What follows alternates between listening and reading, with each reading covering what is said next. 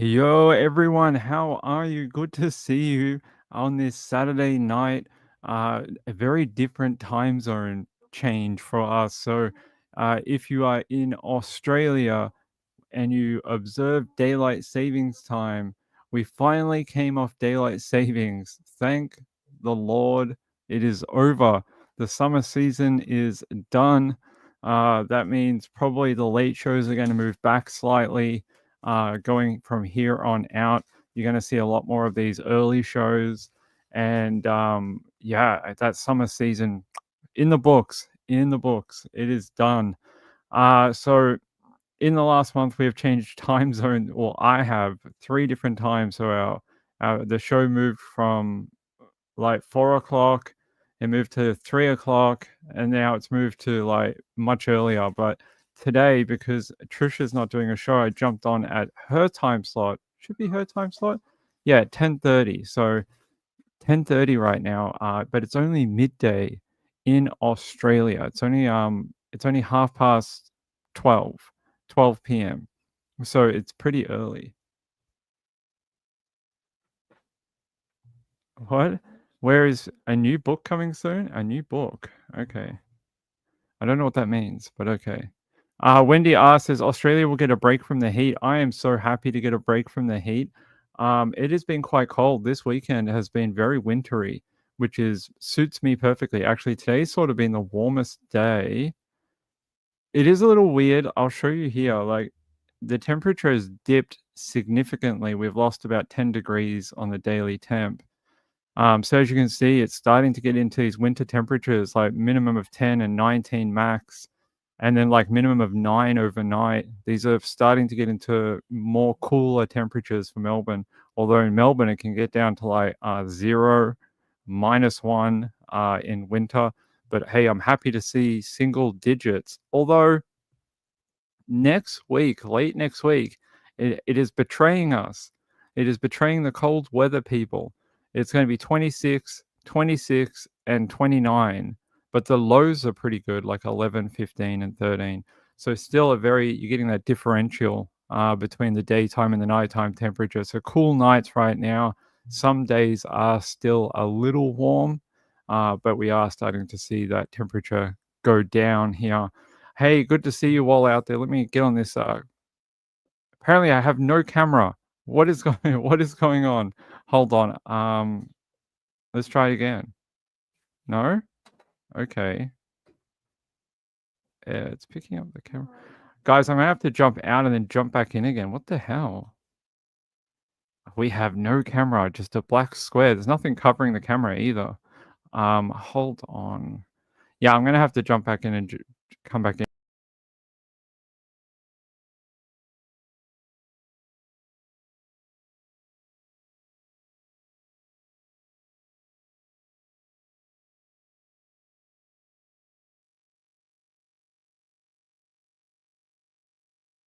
All right, there we go. There we go. The camera's on. Why did it do that? I'm not sure. I'm not sure where it did that. Where, yeah, I don't know what's going on. That was very weird. That was very strange. I don't know what was going on with the camera. That was very odd. Good to see you all. Good to have you here. We've got heaps of stories to talk about that are not weather. Although I will say some of the damage assessments coming out of like Tennessee, some of the stories of survival that have been coming out of Arkansas, Tennessee, Missouri, Mississippi, things like that. It's like a horror movie. It really is. You're hearing of like little kids that have been sucked out of their home, from under their bed. Like they were hiding under their bed from the tornado and they got sucked out and then thrown, down the street and they're alive. Like that is I can't imagine what that would be like, but I'm glad that they're alive, although there is a death toll, unfortunately. Molly said, "Did you change the light bulb?" I did. So I'll tell you why. That light bulb, the one that was making it look like there was a fan, like it literally looked like it was a strobe light. That light bulb died after like a day. Like, so we put it in, uh, the the original light bulb popped. I put the new one in, and it was doing that strobe effect, and then it just died one day. Like, I just went to turn it on, and it just was no light, and I was like, "Hmm." So I put a new light bulb in it, but this is not the light bulb that I'm keeping. Where is it? Hold on, give me a sec, I'll show you something cool. Hold on.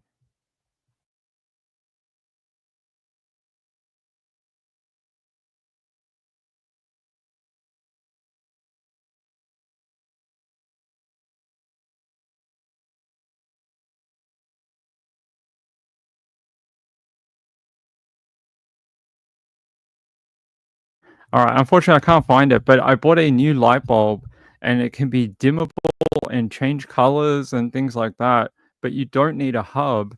It connects from Bluetooth or something to your phone. So while I'm sitting here, I can actually dim the lights or change the color. If we're talking about, like, a real serious topic, we can change it to, like, red. No, we're not gonna do that. But we can, change, like, dim it, turn it up, turn it down, which was very appealing to me because sometimes this light, the one that's above here, it's very bright. It's, as you guys can see on the camera, it's extremely bright. And when I'm not doing a live show and I'm sitting here using a computer, it gives me like migraines because of how bright it can be at nighttime. So it'd be great to be able to dim it. So I can dim it from my phone. So great. Uh, you have time zones in Australia? We do. So in Australia, we have Eastern time, Central Time, and Western Time. So I'm on the east coast of Australia on the eastern seaboard. So we're on the Australian Eastern Standard Time. And then there's, I think, Australian Central Standard Time, which is like Adelaide and Northern Territory. And they're half an hour behind us. And then you have WA, which is 3 hours behind. 3 hours behind or in front, I can't remember, but they're like a 3 hour differential. And then Queensland during summer has a 1 hour difference, minus because they don't observe daylight savings time during the summer. So there's a 1 hour difference between New South Wales and Victoria and Queensland in summer. So when it's 5 o'clock here, it's 4 o'clock there. So we got many time zones here, but when I'm talking about time zones, it's between me and America because the shows are based on American time zone. So um, you guys don't see it, but it moves for me because of the way our country's times work with each other. So you guys don't notice anything really different, but for me it does. Good to see everyone. Hey, big chat tonight. Hey TYO, good to have you, Mr. Dan Yee, Gala. My friend Insightful One is here. Who else is here?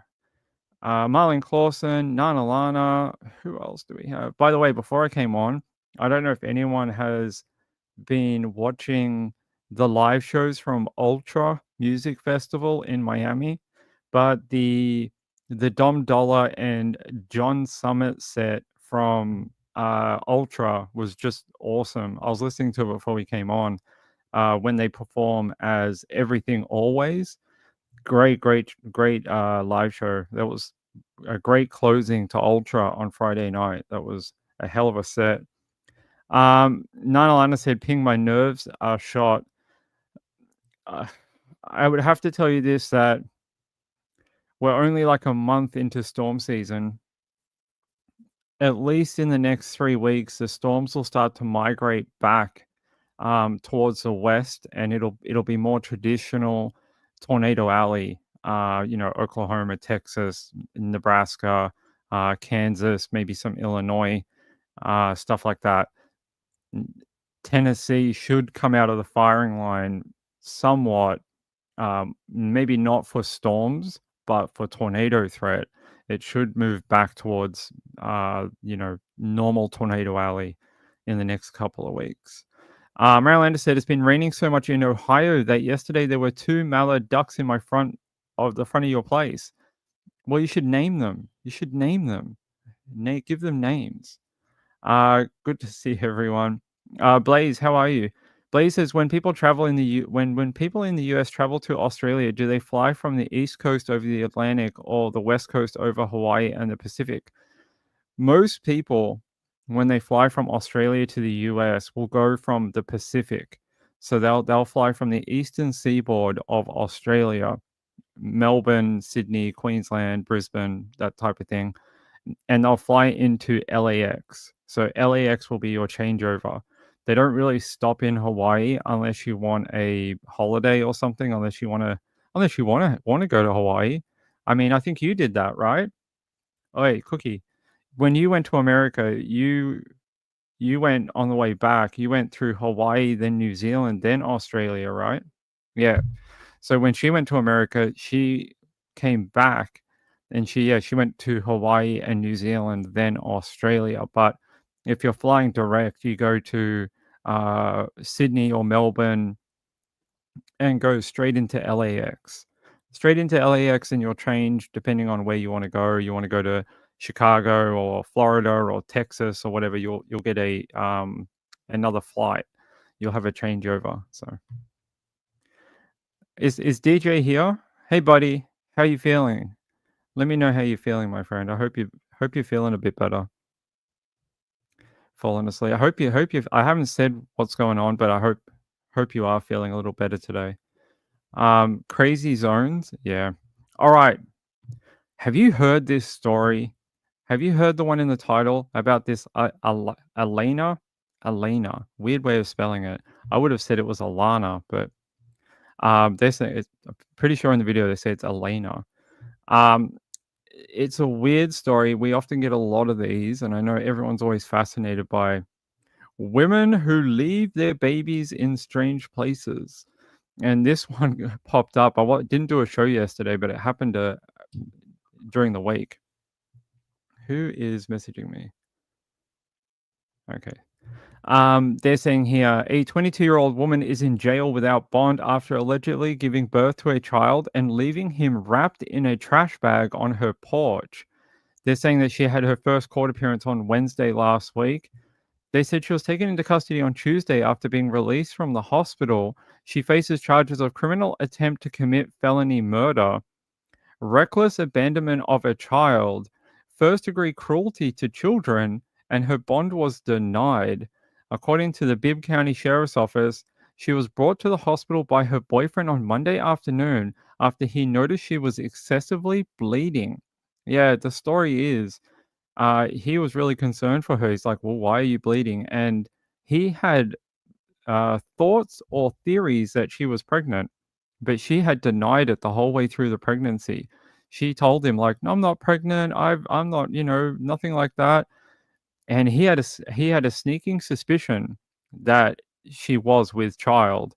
And then when he saw the excessive bleeding on Monday, he's like, "Oh my god, she really is pregnant." Rushed her to the hospital and then took her home. I mean, when he came home, he found the child on the back porch in a garbage bag. I mean, she just dumped it out there. Brand new baby. DJ says I'm better, but getting better slowly. All right, good. You need some rehab on your shoulder. Yeah, precious baby. There really needs to be more research done into the psychology of women that are willing to do this because we see it quite frequently. I would say I would say no. Hold on, wait, did the child die? Now you're confusing me. And you're like, I'm the one with the show. Hold on. Yeah, he's here. So deputies arrived at the Piedmont Mason emergency room and learned that her boyfriend had returned to their home in the 1300 block of Peyton Street and found a baby boy wrapped in towels inside a trash bag on their porch after he heard the baby making noises. He immediately went back to the hospital with the infant. Sounds like the baby's okay. An investigation revealed that the woman had given birth to the child around 4:30 a.m. in the morning. It is alleged that she had placed the baby in the bag on the back porch around 2 hours after giving birth. She left with her boyfriend for the hospital. Okay. They said the BSO said it was reported that her boyfriend was unaware she was pregnant or that she had given birth when he came home. At the hospital, she did not tell medical personnel about the birth either. Yeah, I'm just Excessively bleeding from my lady parts. Why? Oh, I don't know. Just seems to happen sometimes. Like, is anything happened to you recently? Like anything big, life changing that would cause this type of bleeding? Like, no, nothing. You know, it just happens sometimes. He says, so the boyfriend, Demetrius, said the day had been traumatic. He says, I've already forgave her. I see a different person. That's not the girlfriend that I had. I don't know what to say, but I can't stick up for her. What she did, and she has to deal with what comes with it. Apparently, he named his son Tiger and is asking for donations on GoFundMe to support the child's recovery. So the child lived. Thank the Lord. We don't want to read stories about dead children. I don't want to do that. But I'm glad he's now taking responsibility for the child. That's nice to hear. I like the name Tiger because he's a fighter. I like that. And yeah, what is going on with young ladies just dumping their babies? And it's not a new phenomenon. It's been happening for we've got stories dating back to the dawn of humans where this has happened. But I mean, the more serious ones that involve crimes and things like that, there's cases that are being solved even in the last 12 months that date back to like the 1940s, the 1950s, 80s, 70s, all those types of decades where women have either abandoned children to die shortly after birth or have committed acts to cause their death. Oh, thank you. Oh, oh, good work. Good work, Cookie. Thank you. Thank you. Thank you for that. Thanks for the thanks for breaking everything. Thank you. I appreciate it. She was giving me the light bulb. She was giving me the little light bulb. So this is a light bulb that I got that changes color and things like that. She found it. She wanted to show you. It's a Tapo. I don't know what that means, but it's a Tapo smart Wi-Fi light bulby thing. So you're breaking everything today. Just breaking everything. Is that your mission on today, is to break everything in the house? It's anti-gravity day. Is that what it is? Just everything falls down. Yeah, so there you go. Let me play the little video for you, and then I'm going to go clean up all this stuff that fell over. All right, let's play this one. Our top story tonight, we're hearing from the boyfriend of a Macon woman in custody for abandoning her newborn baby in a trash bag. Our Gloria Ruth Finney joins us live from the hospital where the man says he took the mother before realizing she'd given birth at home. Good evening, Gloria Ruth. Hey, Brittany, the boyfriend tells us he suspected his girlfriend was pregnant all along, but she denied it. He said it wasn't until he took her to the hospital for excessive bleeding and then returned home that he discovered the baby on the porch. It's so hard to believe. Like, it's so hard to believe. Demetrius Mason gave us permission to use his name, but asked we not show his face. He says after returning home from work, he found his girlfriend, 22-year-old Alaynah Rappuhn, bleeding heavily. So he took her to this East Macon hospital. It was just her period. So, and I'm a dude. I don't know this type of stuff. After returning home, he says he heard noises coming from inside a trash bag on their back porch. I was like, there's no way there's a baby in there. So, I mean, it sounded like a little,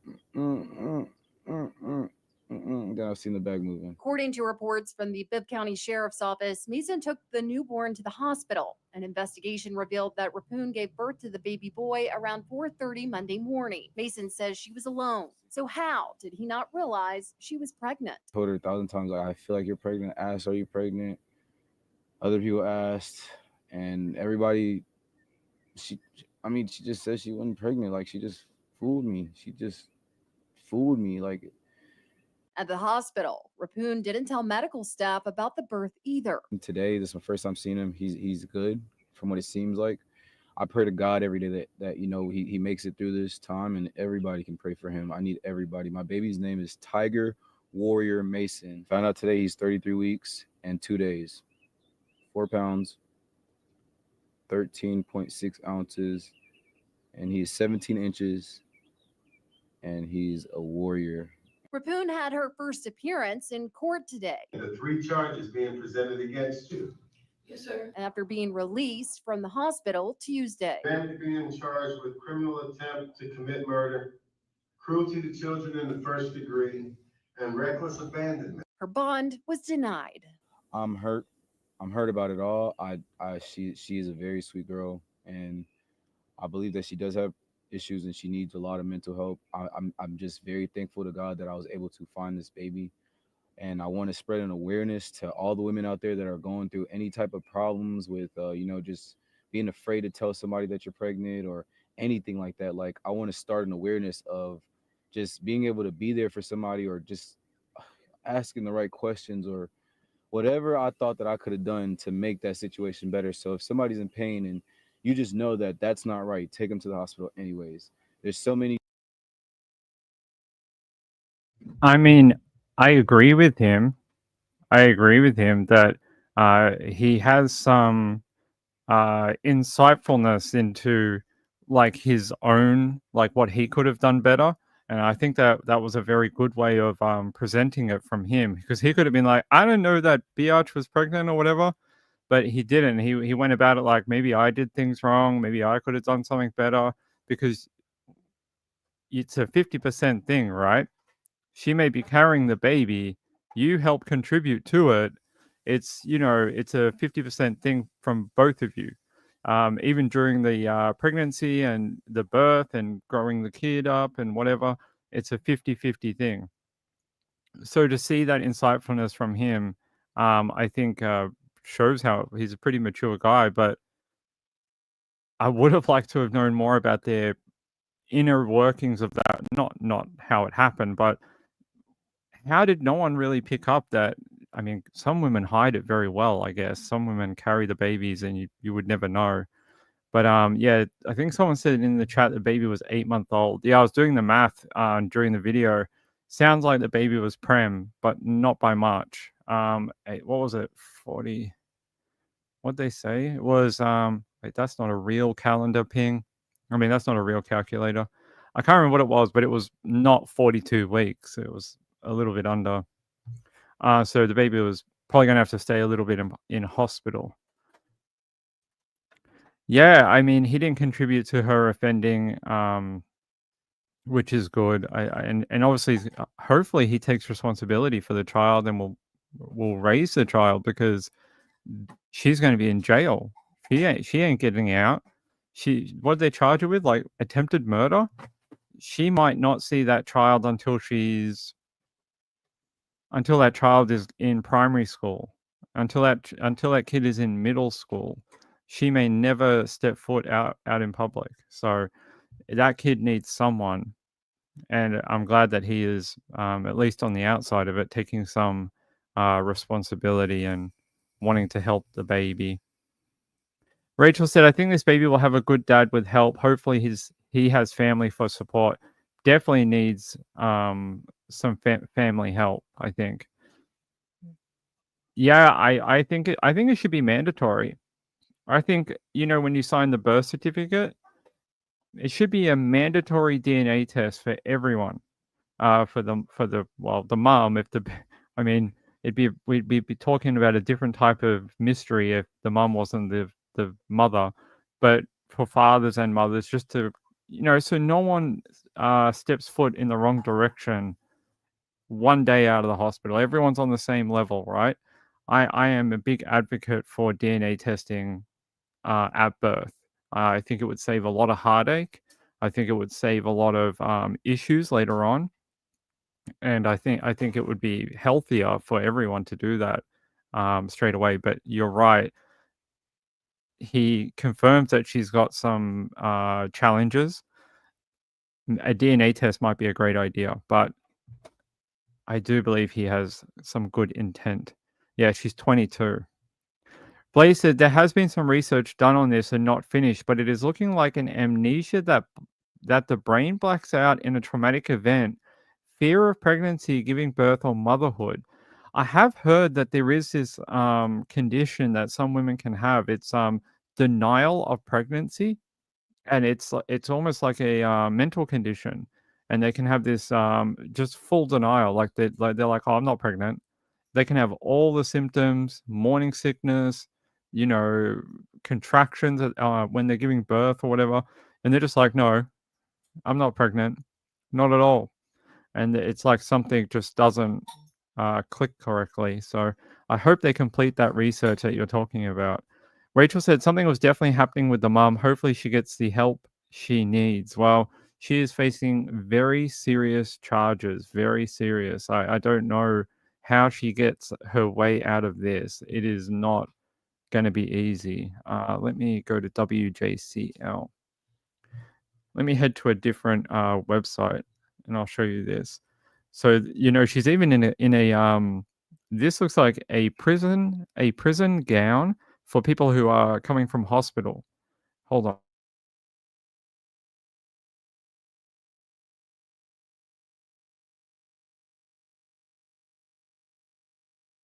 Sorry about that.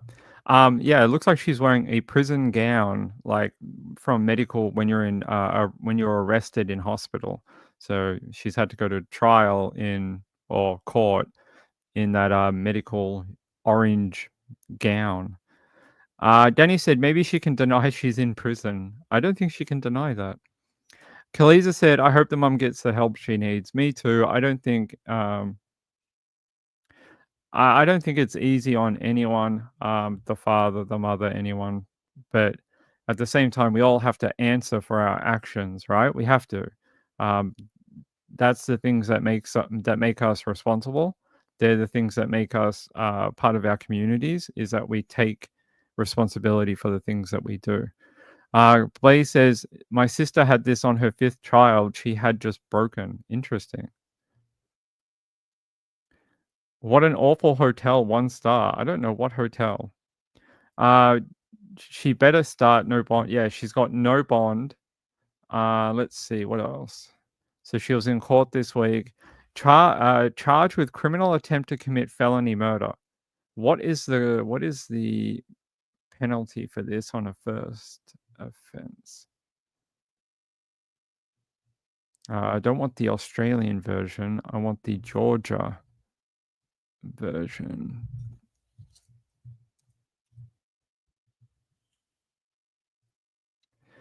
Oh, okay. Oh, shoot.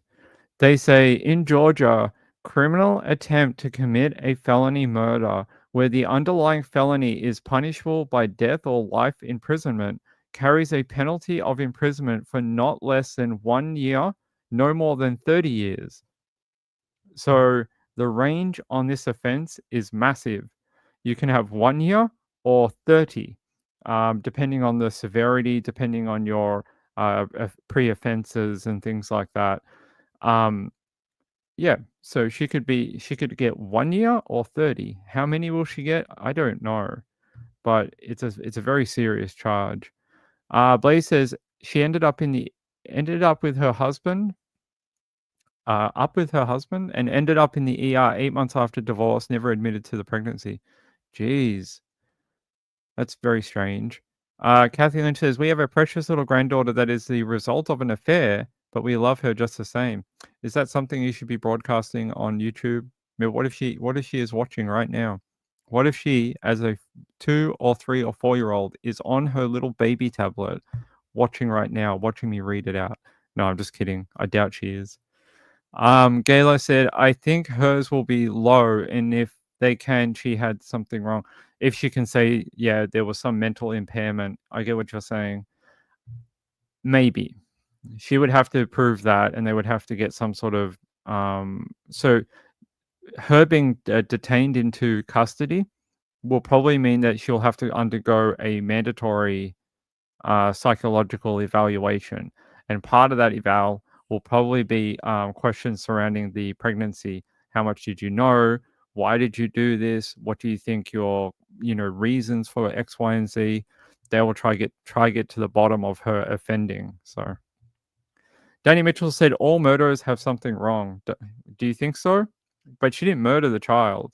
She did put it in a trash bag, but the baby lived. So is she a murderer or just attempted murderer? Did she intend to kill the child, or did she intend to hide the child? They're the questions I have. The police seem to think that it is attempted murder, I mean, anytime you put a baby in a plastic bag, the chances of death are pretty high. That's why they have the warning on the plastic bags that say don't don't put children in plastic bags.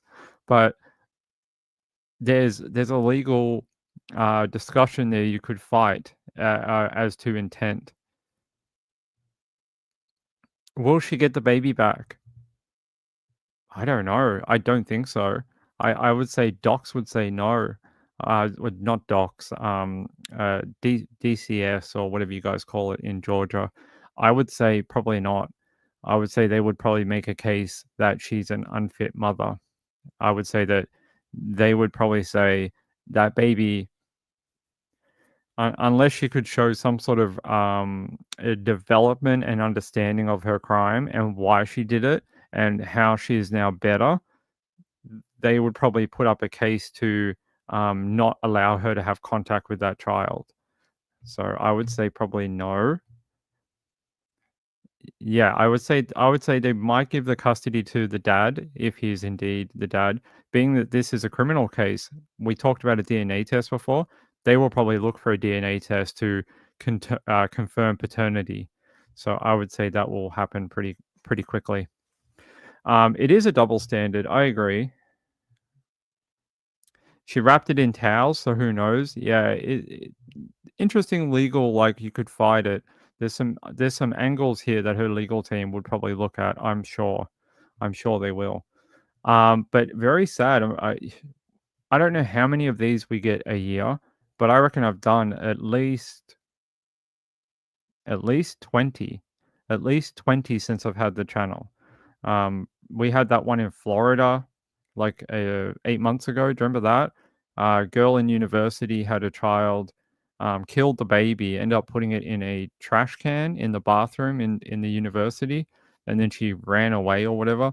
There was that one. There was one in Texas that happened that we spoke about. There was another one in Ohio.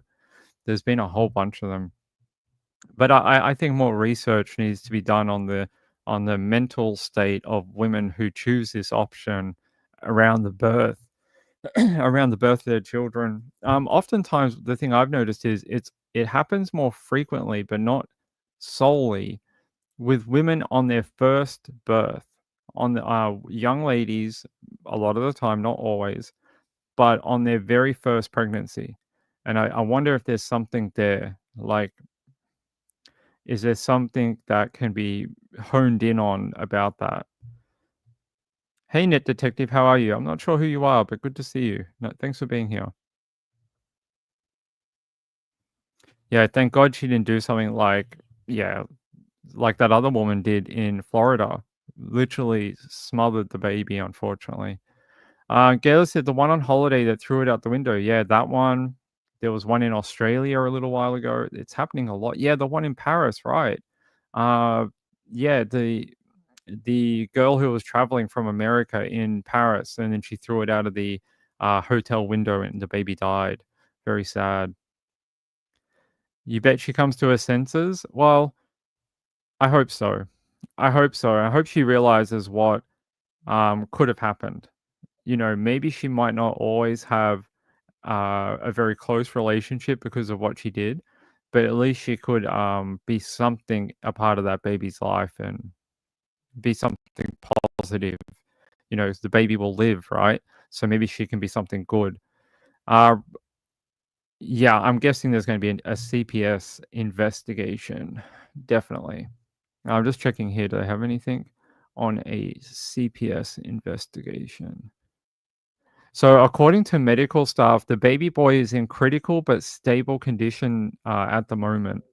Hope the baby lives. I do. I'm sure the medical staff will do everything they can. She said that she did not inform her boyfriend that she was pregnant or that she had given birth when he came home. Nor did she mention to medical staff about the child upon arriving for treatment. The doctors must have been so confused. They're like, "Wait, what do you mean you didn't have a baby? You sure about that? Your lady parts are telling us a very different story, madam. They're telling us a birth did occur. So you're going to have to tell us a different story here, because the one you're telling us doesn't make any sense. I'm sure that the doctors would have been like, they know what a pregnant lady who has given birth, they know what that looks like. They do hundreds of them, hundreds every week. Yeah, we don't have a photo of the baby. Your child's name, it is not. It is not. Your child, is it really? Are you just playing game? I think you're playing games. I don't think you would name your kid that. Would you? Ping's got a thing for people who name their kids weird names. You got Is it pronounced differently though? Because I don't think so. I can imagine someone saying, no, but it's got a double F in it. That really is a double L. So you have to pronounce it with two Fs and not Ls. Wendy asked that if they're not married, does the father have rights to the child? Paternity test. A DNA test will sort that out in a second. All he has to, and that'll be court ordered. I'm guarantee you they will court order a paternity test. If they haven't already, they will do it very soon. And as soon as they work out that paternity, he would be the next of kin for that child. So he automatically would get the rights to the baby. So it will just take a test. Blaze says, I bet they told the dad to go home and check the area of the... yeah, I bet you. That is definitely what happened. Net Detective said, I thought the dad said his name was King.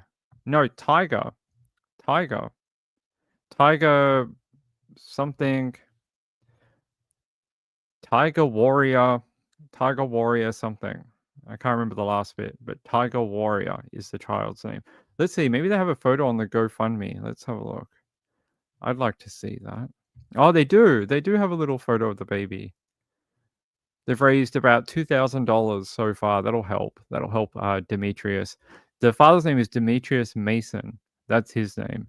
The baby's name is Tiger whatever. Tiger Warrior Mason? Yeah. Tiger Warrior Mason. There you go. Yeah, there you go. Oh, he is very little. He is very tiny. That looks like a NICU, right? We've got a couple of nurses in the chat. This looks like a NICU, yeah? Like the NICU pod thing. You can see the portholes here on the side, the circle things. That looks like an intensive care for babies. That's what it looks like to me. It looks like a NICU, pod thing. Here, he says, hello, I'm Demetrius Mason. My son, Tiger Warrior Mason, was born March 31st at 33 weeks due to a series of shocking and unforeseen events. I discovered my premature newborn son in a trash bag on my porch. I was never informed by my girlfriend that she was pregnant, nor that she was in labor. When I dropped her off that evening before heading to work, she had also denied any signs or questions about pregnancy. Did you not ever feel the baby kick in her stomach? Like, did that never happen? I'm so confused. Was she just like, oh, that bean burrito, it's really, really causing some issues? Upon finding my baby, I immediately picked him up and rushed him to hospital. Good work, buddy. Consumed by panic, crying, and praying for his survival, the priority right now is to get baby Tiger the care that they need at the Children's Hospital of Atlanta as soon as possible. Tiger has a huge family and support system close to Atlanta, and this is where I'm planning to relocate after this traumatic experience. However, I am unable to proceed with any legal actions until I sign the paternity acknowledgement. Get the DNA test first, brother. Get that first. First DNA test, then sign paternity acknowledgement. First test, then sign. Just for legal reasons. There is a possibility of meningitis and special needs, but that is not confirmed by hospital staff. He is still being observed and cared for in a NICU in Macon County. We are also looking for the best civil and family lawyers to assist in securing full custody of my baby. Anything that can be donated would help greatly. And please send positive thoughts and prayers for the baby. Well, there you go. There's the little baby tiger. Here, let me see if I can get that bigger for you. There you go. Well, I hope the community of Macon County Macon County. We've done a few stories from Macon County in the past, actually. I hope everyone rallies around the family and this man who's actually seems to be doing the right thing, right? Isn't that what we're always asking of our men, to step up and take care of their children? He seems to be doing that. So try and be nice to Mason and support the family, or Demetrius. Try support them, and if you live in the local area, like, I don't know, donate some baby clothes to them, uh, drop them off at the hospital if they're accepting donations. I'm sure they will come in very useful for a young man who is about to embark on a very scary journey without a partner. So it's going to be a very. I'm sure many men have done it before, and I'm sure they'll all tell you that it was very difficult. Same with women. I'm sure they'll tell you the same thing. So he needs all the support they can get. I think that's the be end and end all of this particular story. Baby's alive, in the hospital, being cared for by great doctors, and now he needs some help. So I hope everyone around that area fulfills that need of support for them. TYO says, near Augusta, good name and timing for the Masters. It could be a good one, yeah. Nanalana says, I think the state will take over his care. Well, at least for the meantime, I think if he signed that paternity thing, they would instantly say it's on him. So that's probably why he hasn't signed it as of yet. Serenity now? Okay. Woodland says, tiny baby tiger, prayers for baby and dad. Yeah, we'll keep an eye on this. If I hear anything else from the dad, if he does an update on the page about baby tiger, and we'll definitely keep an eye on the mum. We'll keep an eye on what's going on with her. Be nice to see if she gets some help. She looks really like, I noticed in that footage of court, this one, she just looks so out of it, and I don't know if it's being in jail or just giving birth or whatever. I feel like she just looks so vacant, like not there. You would think someone being in such a serious situation would be a lot more like paying attention and, very focused, but she just looks so not well. She looks very not well. The medical bills would be huge. Yeah, especially if he's in a NICU. Those cost a fortune, right? TYO said, who's your pick for the Masters? I don't know. I don't know anything about golf. The only thing I know about the Masters is that they serve a special type of sandwich at the golf course that has like pimento or something. That's the only thing I know about the Masters, is that they have some sort of special sandwich that they only they only serve at that event. She's beat down. She definitely seems a little just had enough. And yeah, we'll play this. It's only 59 seconds. All right, Mr. Rappuhn, case number B25-27894. Man to be in charge with criminal attempt to commit murder, cruelty to children in the first degree, and reckless abandonment. Do you understand the 3 charges being presented against you? Yes, sir. All right, how old are you, Ms. Rappuhn? 22. You said 22? 22. Yes, sir. 22. Last grade of school you completed. High school graduate, senior year. Good deal, good deal. You understand what's going on in the courtroom today? Yes, sir. Do you feel you need a commitment hearing?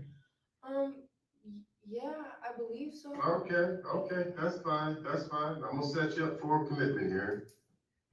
The bond's gonna be denied at this time. Do you have any questions you'd like to ask Attorney Chasteen? So one of the charges, it says it's like. Obviously, they're not going to show us her asking about her legal case. So I'm guessing that's probably, protected. She seems very confused. Doesn't quite. I don't know what it is. She just doesn't quite seem like she's there to me. She just seems a bit floaty. I don't know if it's the medical I don't know if they've pumped her full of painkillers or whatever they give you after the birth or whatever. Blaze said she just had a premature home birth and goes straight to jail. She looks very exhausted. I hope she gets the mental health she needs. Yeah, yeah. She just, when you can tell someone is there, but they're just in a different place. That's the picture I get when watching her on the video. She just is as if she'd rather be any place but right there. Yeah, detached. That is a thing. Is that a podium or a lectern? I have no idea. You should ask the court in Macon County. Maybe they will tell you. Nothing. That's what you get. Yeah. Was she on drugs? I didn't hear anything about any drug association. There's nothing in any of the like articles to suggest, and there's no drug charges in her charging document either.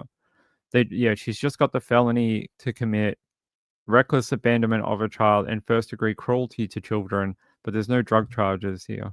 Alaynah, let me see if I can find anything else about her.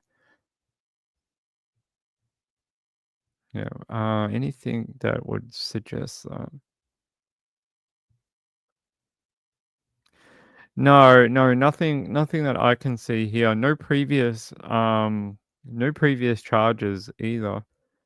No previous court appearances that I can find. So just seems like some girl, some young lady. You couldn't hear her? Really? It's so weird. I don't know why StreamYard does that. Here, I'll show you again. To me, this is blaring. Like, here, I've got a booster, so I use an audio booster for all videos.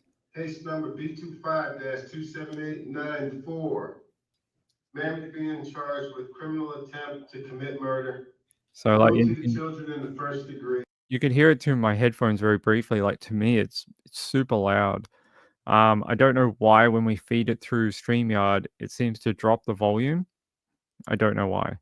Because with the booster on, it's super loud. I could hear everything. Really, that's weird. I don't know why that does that for you guys.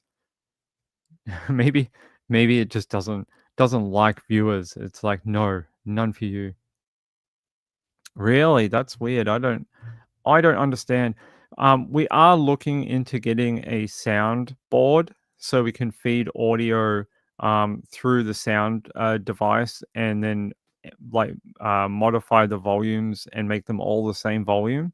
So the microphone, the videos, the sound effects and things like that. Because we've got a swear button here that we'd like to use more often. And we feed them all through the soundboard and make them all the same volume and then push them out to the stream. And then you guys hear all the same volume for everything. So the microphone, the video, they're all the same. They don't go up and down as we go through the show. It is something we're looking at because this has been a sort of constant complaint where the audio, my microphone is quite loud and then the video is quite quiet. And then it just seems to be a mismatch of the two. So we're looking into what we should do with that. TYO says, I'm going with absentee parents on this one. Unfortunate. I don't think so. She said she finished high school and that she was a high school graduate. Do you think that if she had absentee parents that somehow she would be able to get through high school and graduate? I think maybe her life turned different after high school. Maybe during high school she did okay. A lot of young people find themselves in sort of a lull after they come out of high school because the structure of their lives is no longer there. Unless you go to university or college, then you lose that structured part of your life. And a lot of people don't know how to cope. They don't know what to do. And so maybe that's where her downfall into certain things happened. Because she said she was a high school graduate. So that's pretty good. A lot of people don't graduate high school. Wendy R said, just coming to the realization that you are actually pregnant and then to end up in jail, she's got to be stunned. She might have had that denial thing, possibly. Danny says, ironically, Demetrius didn't mention help for her. What do you mean helpful? Oh, yeah, no, he does. In the other video, he does. The first video we played with him, he mentions he wants to get her help, and he says that he would never get back with her or something. Like he says, I can't trust her anymore. But he says she's a good girl, and that he wants to see her get as much help as she can get to get better. So no, he did. Net detective says, let's pray she gets her life together. She can get past this. I think that's a good way to end it. Just because you make a mistake, luckily in this case, the baby did not die. The baby is alive and hopefully continues to get better. But it doesn't have to be your defining moment. She can turn this all around if she wants to. If she wants to turn it all around, if she wants to put this behind her and do something else with her life and not be known as the woman who dumped her baby on the back porch, that is very possible. She could do that. She's young enough where she could make a different career, serve her jail time or whatever it is, and do whatever she'd like to do. Maybe she can get a job counseling other women that find themselves in a very similar predicament. And she says, hey, I went through it. You see me on the news article? I did it. So that would be cool if she wanted to do that. Net Detective says, thanks to God, the baby is blessed. I agree. We'll keep an eye on Tiger, and I will tell you if we see any more about Tiger, because I want to know what happens with Tiger and Dad. I want to know if he ends up getting the child, or the child has to go to CPS, or I would like to know that part of the story. All right, let's head out to Oxnard. So have you seen this story out in California? It's a very strange story. So we've got to catch up a little bit because I wasn't here yesterday. But there's this story of a 13-year-old missing boy out of Ventura County, and he was found dead. And now the family's demanding answers. I don't know if anyone's heard of this one as of yet. It's not been on a ton of channels that I've followed. Let's go here. Now I'm going to take you out to KTLA 5, and I want you to watch this video from KTLA. Then we'll talk about it.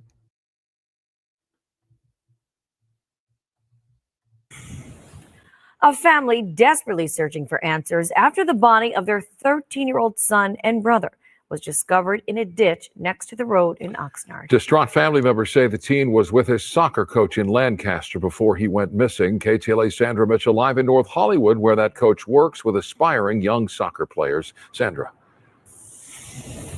Micah, tonight, still no cause of death for this 13-year-old Oscar Hernandez. He did disappear almost a week ago now. We are told this is where he first met that soccer coach, at this field in North Hollywood. Tonight, we know that coach is being questioned by police, but still no one has been arrested. No sé nada de información de nada. Authorities are not telling us anything. We know nothing. The brother of 13-year-old Oscar Hernandez, speaking with KTLA this afternoon, told us the LAPD has not been updating the family on the case. Almost 1 week since the teenager disappeared, and the family is frustrated. Last night on the roadside near McGrath State Beach in Oxnard, almost 70 miles from the teenager's home where his body was found Wednesday, Oscar's family gathered for a memorial. He was a really close friend with me. He would always take care of us. We would always go out with him. He was really special to us, and he was a really nice person. We would just go to his soccer games to see him play. On the day he disappeared, Oscar said he was taking a metro train to meet his soccer coach at his home in the Antelope Valley.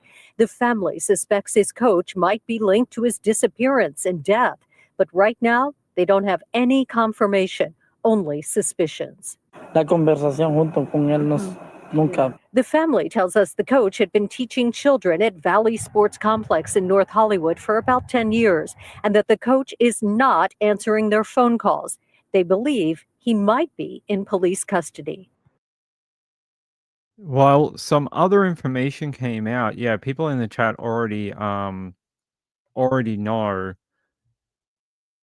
apparently he was arrested for a 2024 SA, and now he's connected to this one, Oscar Hernandez's death.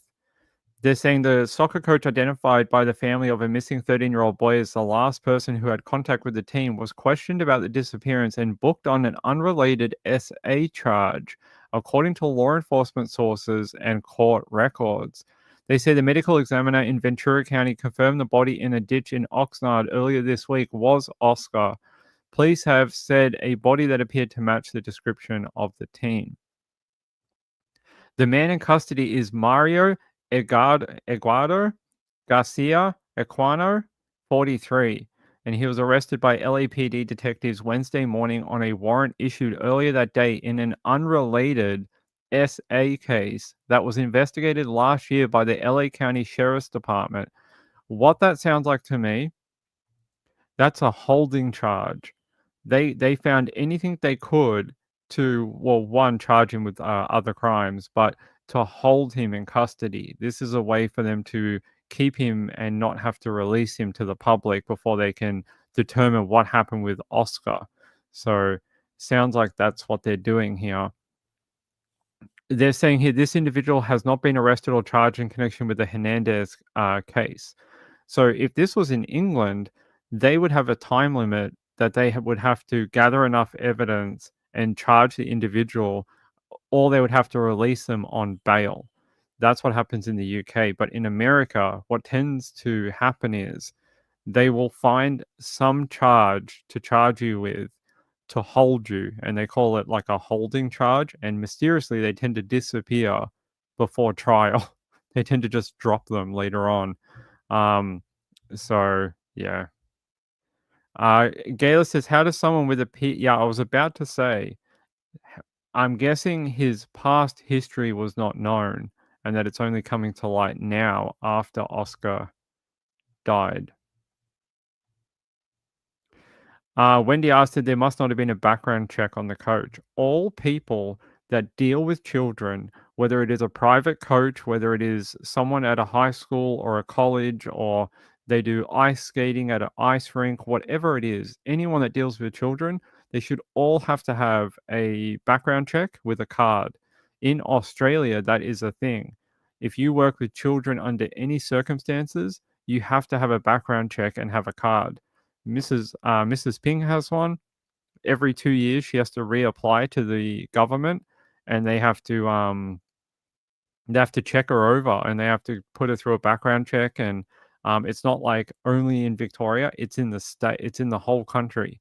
So they search her record throughout all of Australia, and if there's anything on there, it'll come up, and her work will be notified, and she could get in a lot of trouble.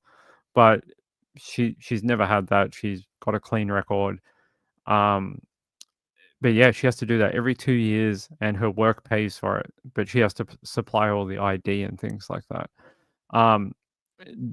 Yeah, it should be the same in California. You would hope that anyone who deals with a child, I don't care if it's a private arrangement, you should ask for some sort of background check. Yeah, it's only if you're keeping it current, like you have to work for it or whatever. Wendy asked, said, have to have a background check to help out in a classroom. Yes, that is true. Siana says, we have a fingerprint card that we have to get before working with children in AZ, Arizona. Yeah, I don't know what the laws are in here. Let's have a look.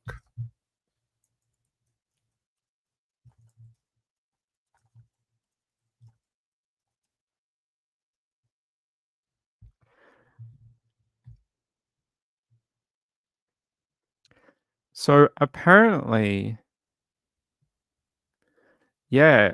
private football coaches they have to go through a screening process which will require a pass in a background check, and they say we run an 80-20 split with coaches. So apparently they cover 80% of the cost and you cover 20%. So yeah, there does seem to be so AB 465 Assembly Bill authorizes a community youth athletic program to request state and federal level background checks for a volunteer coach or hired coach candidate. I don't know if this was put into law. Let's have a look.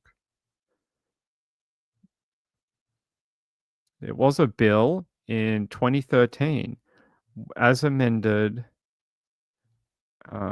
This is for youth coaching. Prize did this come into law? It is a bill.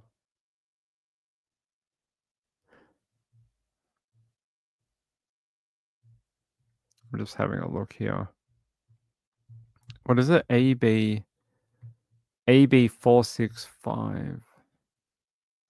Yeah, it is legislation. So enrolled. So it started in August 31st, 2015, amended in the Assembly March. Yeah, so it did go through by the sounds of it.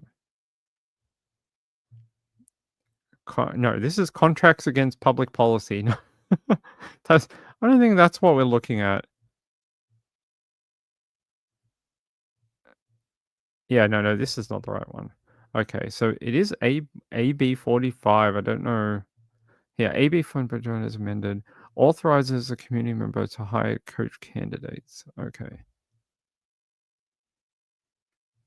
No, that's not it. Not where I live.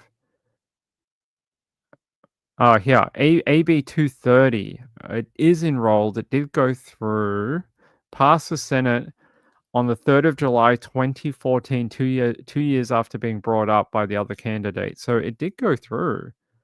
It did. Background checks. Existing law enforcement authorizes specific entities to receive state summary criminal history information from the DOJ. Existing law also requires mandated reporters as defined to report CA and neglect to local law enforcement. Okay, so it sounds like it did go through. So it sounds like if you're coaching, you're supposed to have it.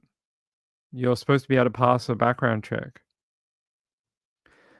Sienna says to get the fingerprint card, you have to go through a complete background check. No, it does sound like that. Maybe whatever he's done was not prosecuted, and it was just rumors and innuendo. Because the one from 2024, he was only charged with last week. So that wouldn't come up on a background check for a coaching position because it was only charged last week. So still protesting in LA, is there? Kathy Lynch says, my husband coached all of our kids' soccer teams and there was no background check. Anyone was accepted. That's in Tennessee though, right? Different state. But California seems to have these laws that you're supposed to. Let me have a look.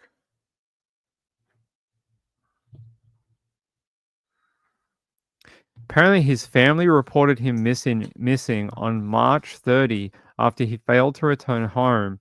They claim he was with his soccer coach in the Antelope Valley when he disappeared.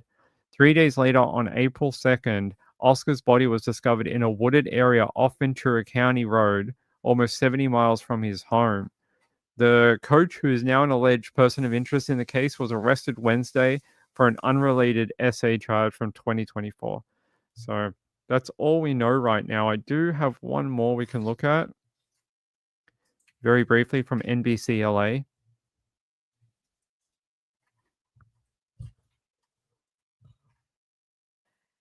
Eric, thank you. Well, meanwhile, Oscar's family is talking about the last moments they shared with him before he disappeared. NBC4's Macy Jenkins is live at the police station in North Hollywood for us tonight.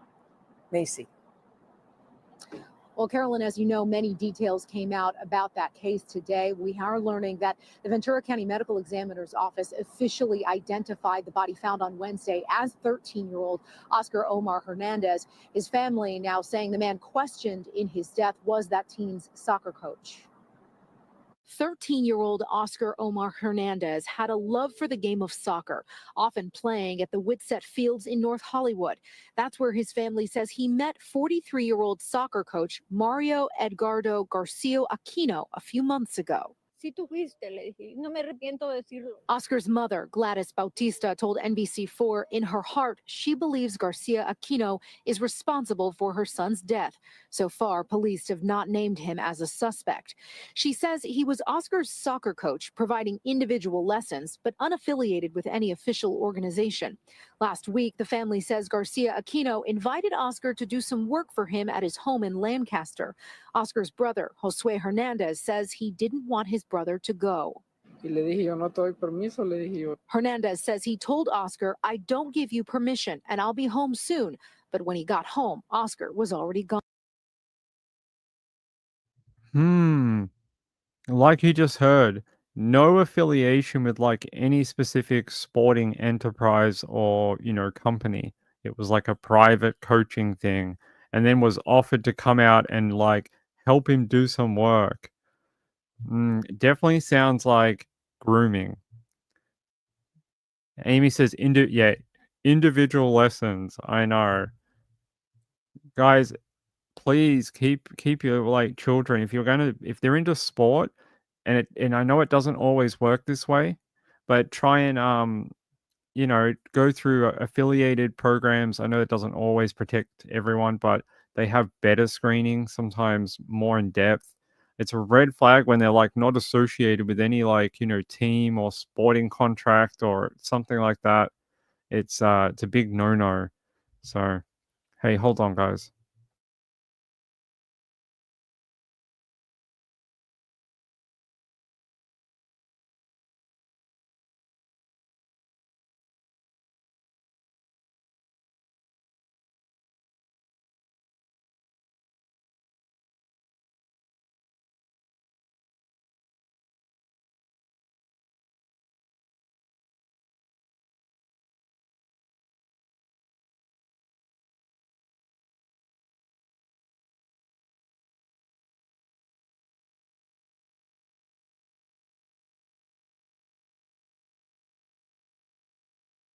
All right, sorry, my cat's chasing something.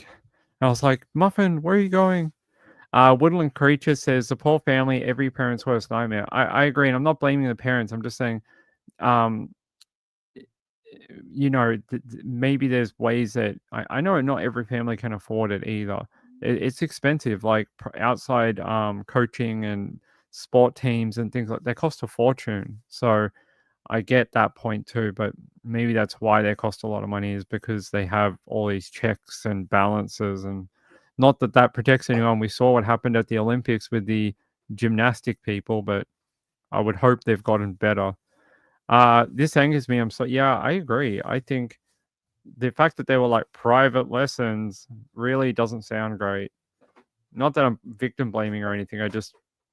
There's got to be ways of like cutting the risk. And I would say someone who's not associated with a specific program or, coaching opportunity or whatever, or has no real big background in the sport. Like it's different if like Tom Brady was like, I'm doing lessons through, at the local field for underprivileged children or something. Like he'd be like, well, it's Tom Brady. He played, for 20 years in the NFL, and he would know, and he often runs but even he would be smart enough to run it through his company, right? TB12 or whatever. Even the people who have a background in the sport would most likely run it through some sort of enterprise or something like that. Someone just walking around going, oh, I give out private lessons to little boys and little girls about soccer. I played in the big leagues in South America or whatever. Like, it just seems like a massive red flag. It's a shady business, yeah. Gayla said some people don't realize the risk they are letting their children take. Some people are trusting. I think being in a true crime if it's taught me anything, is that if I ever end up having children, who knows, maybe one day, I would be like a freaking hawk. My kid would be like, can I go out to the movies? I'd be like, no, the movies are the 94th percentile of where kids get abused. I would be like, you go nowhere until you're 21. You go to school and come home. King would be like, no way. I have read all the stories. I've read all of them. That's what I've done for a living. Moonlight View said, yeah, I would just be never allowing it. But yeah, it just sounds odd. I hate mornings. Hey, my friend, how are you? Hope you're doing well. All right. So very sad story. I hope we get some charges for it in the coming days. But there's no real update other than the coach is in custody and is being questioned. But they are holding like candlelight vigils outside the Sun Valley home of the child to honor his life. So if you're in the Sun Valley and you're nearby, maybe go light a candle for the family. I think that would be very nice of you, and pay your respects to his mum and dad. Gayla says, I wanted to use a different word from trusting, but I'm very nice. Oh, yeah, yeah. Oh, hold on.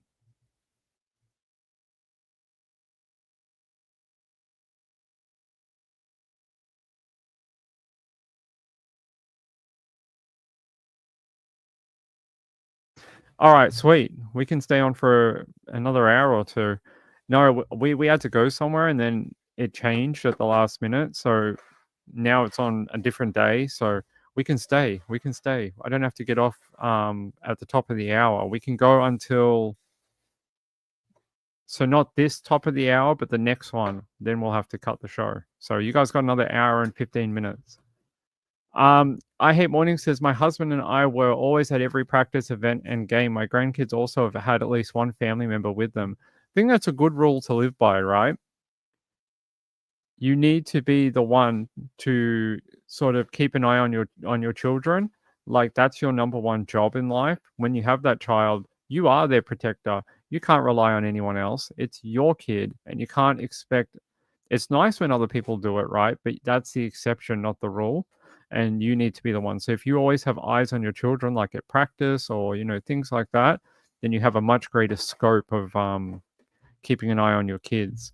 But I also understand there's some families where mum and dad both work and they have to be able to get by. And sometimes there are times where there's no parental supervision, like maybe in this particular case, and they rely on older siblings or just things like that to get by until they're a little older. I get it. Blaze says, you sound like me when my sons were looking at colleges to attend.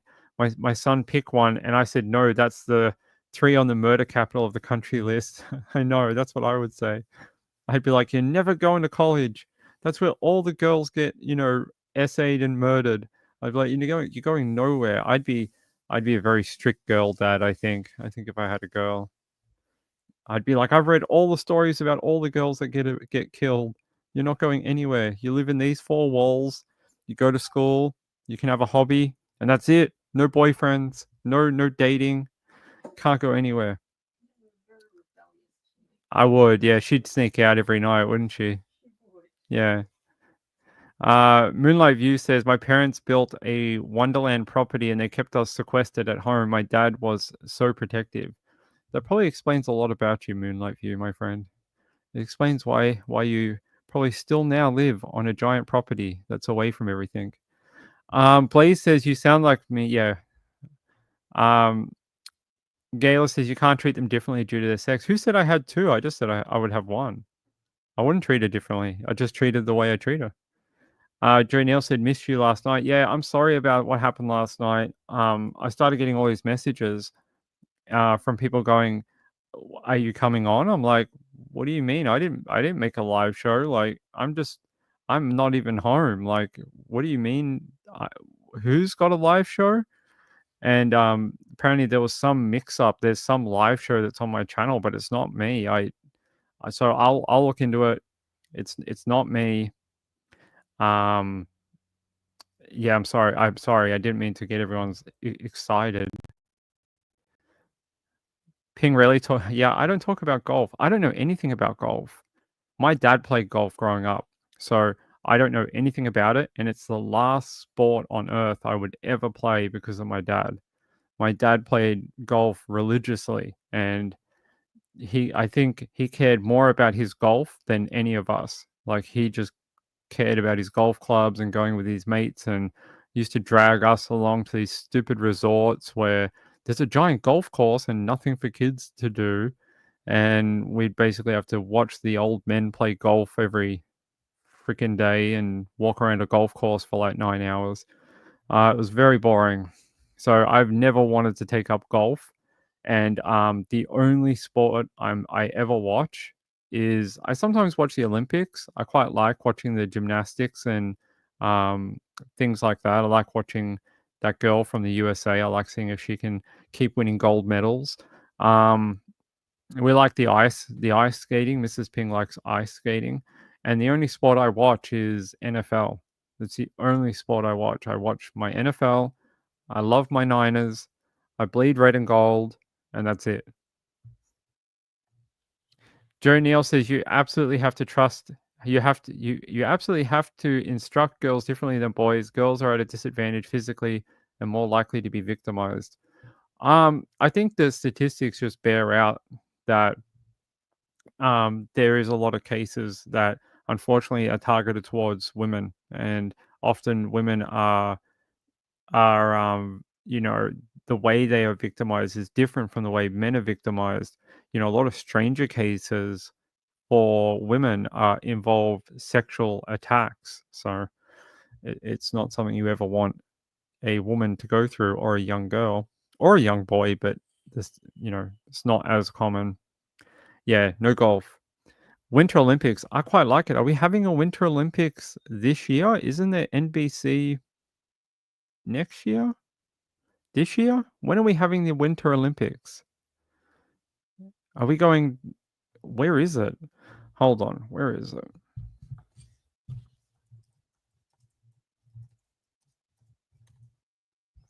Oh, it's... No, that's the World Games. So apparently there was the 2025 Special Olympics World Winter Games. Oh, Special Olympics. They had one? When is the other one? Did we miss it? 2026 is next year. It's in Italy. We're going to Italy. So not until next year, and it's in Italy. So we have to wait. We have to wait till next year. I like the Winter Olympics. I think I love watching the people ski down the mountain, and I like watching the half pipe for the snowboarding, because Ping used to skateboard when I was a kid, and I really like the X Games, and sometimes watch the X Games, the winter and the summer. But sport like rugby and that's not my thing, except for the NFL. Gayla said, yeah, yeah. Curling? I don't know if I've watched a lot of curling. Is that the one where they go like with the broom and all that? I don't know if I've watched a lot of that. All right. Okay.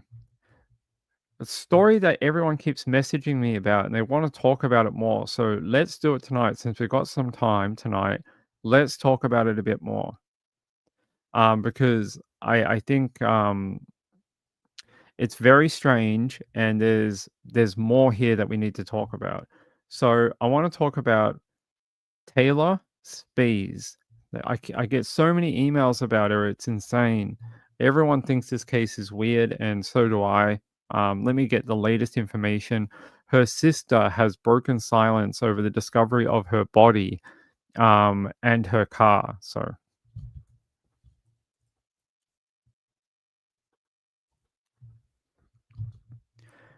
here, let me take you to...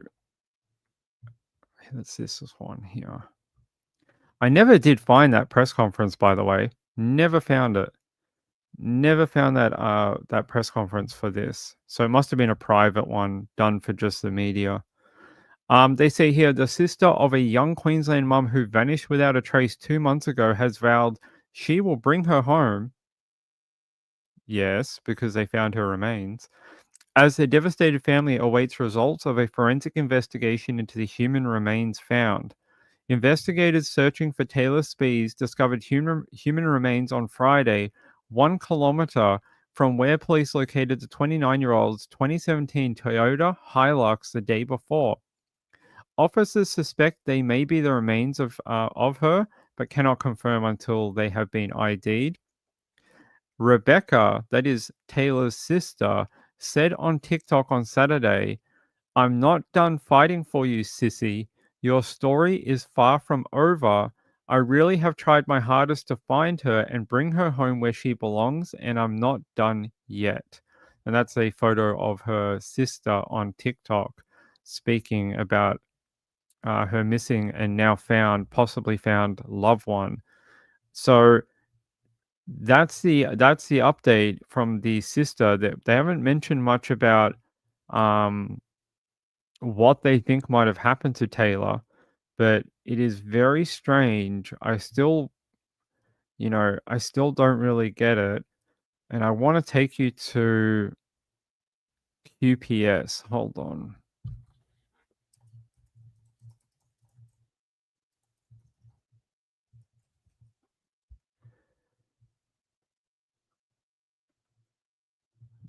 Where is it?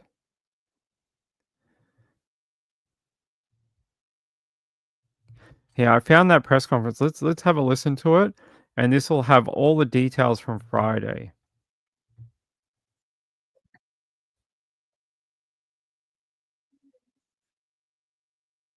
Oh, good work, Ping. Did it actually transfer? No, it didn't. Sorry about that. Gary Watts is my name, GARRYWATTS. I'm a Detective Chief Inspector of Police, and I work at the Southwest District Police District.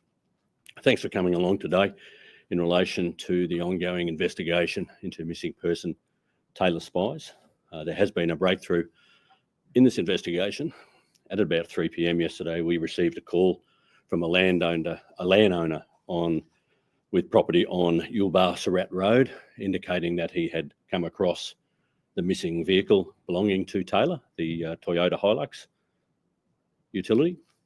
As a result, police attended the address and confirmed that the vehicle located by the landowner was that belonging to Taylor Spies. A search of the immediate area was conducted yesterday afternoon. However, had to be called off due to poor light. Nothing of significance was found during that time. And we have recommenced our searching of the area around the vehicle this morning, and that remains ongoing. Are there any questions? Was it that property owner was it on their property? Where the vehicle was, yes. The vehicle was on the property of the landowner who called the police. Do they know how long it had been there for? He does not believe it was been there over 2 weeks. However, we are making inquiries just to ascertain the veracity of that. So is this an area that had been searched by police previously? It was not. We have not conducted any physical searches in relation to Taylor because we had no starting point. We had conducted a number of aerial searches around the Surat area and the subsequent highways. We are conducting a review at the moment just to see whether or not we had actually gone over this area. Can you talk to the remoteness of where this vehicle was found and its sort of proximity to Surat? It's about 40 kilometres northeast of Surat. As I said, the property is on the Yulbar Surat Road. There are areas heavily wooded, but also some open paddocks as well. Where the vehicle was located was about 2 kilometres into the property from the Yulbar Surat Road. So you would not have seen this vehicle from the roadway. Is where the vehicle was found, was it in a location where you could say that it was consistent that Taylor was trying to make her way back to Roma? No, it was on private property. You've had to drive through the driveway of the land and then go through another gate, to my understanding. So it was well within the property boundaries.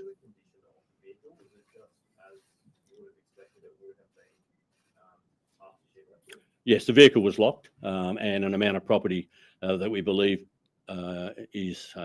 belongs to Taylor was located in the vehicle, and it was in consistent condition. It was not in a good condition, put it that way.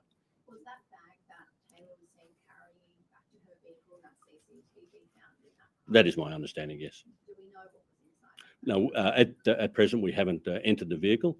The vehicle was examined yesterday in where it was located, and it is subsequently being towed back to Roma Vehicle Bay now, and it'll be fully examined by our scientific and scenes of crime experts. Was the car in under a tree or in a location that might have been hard to see? Like, was it hidden?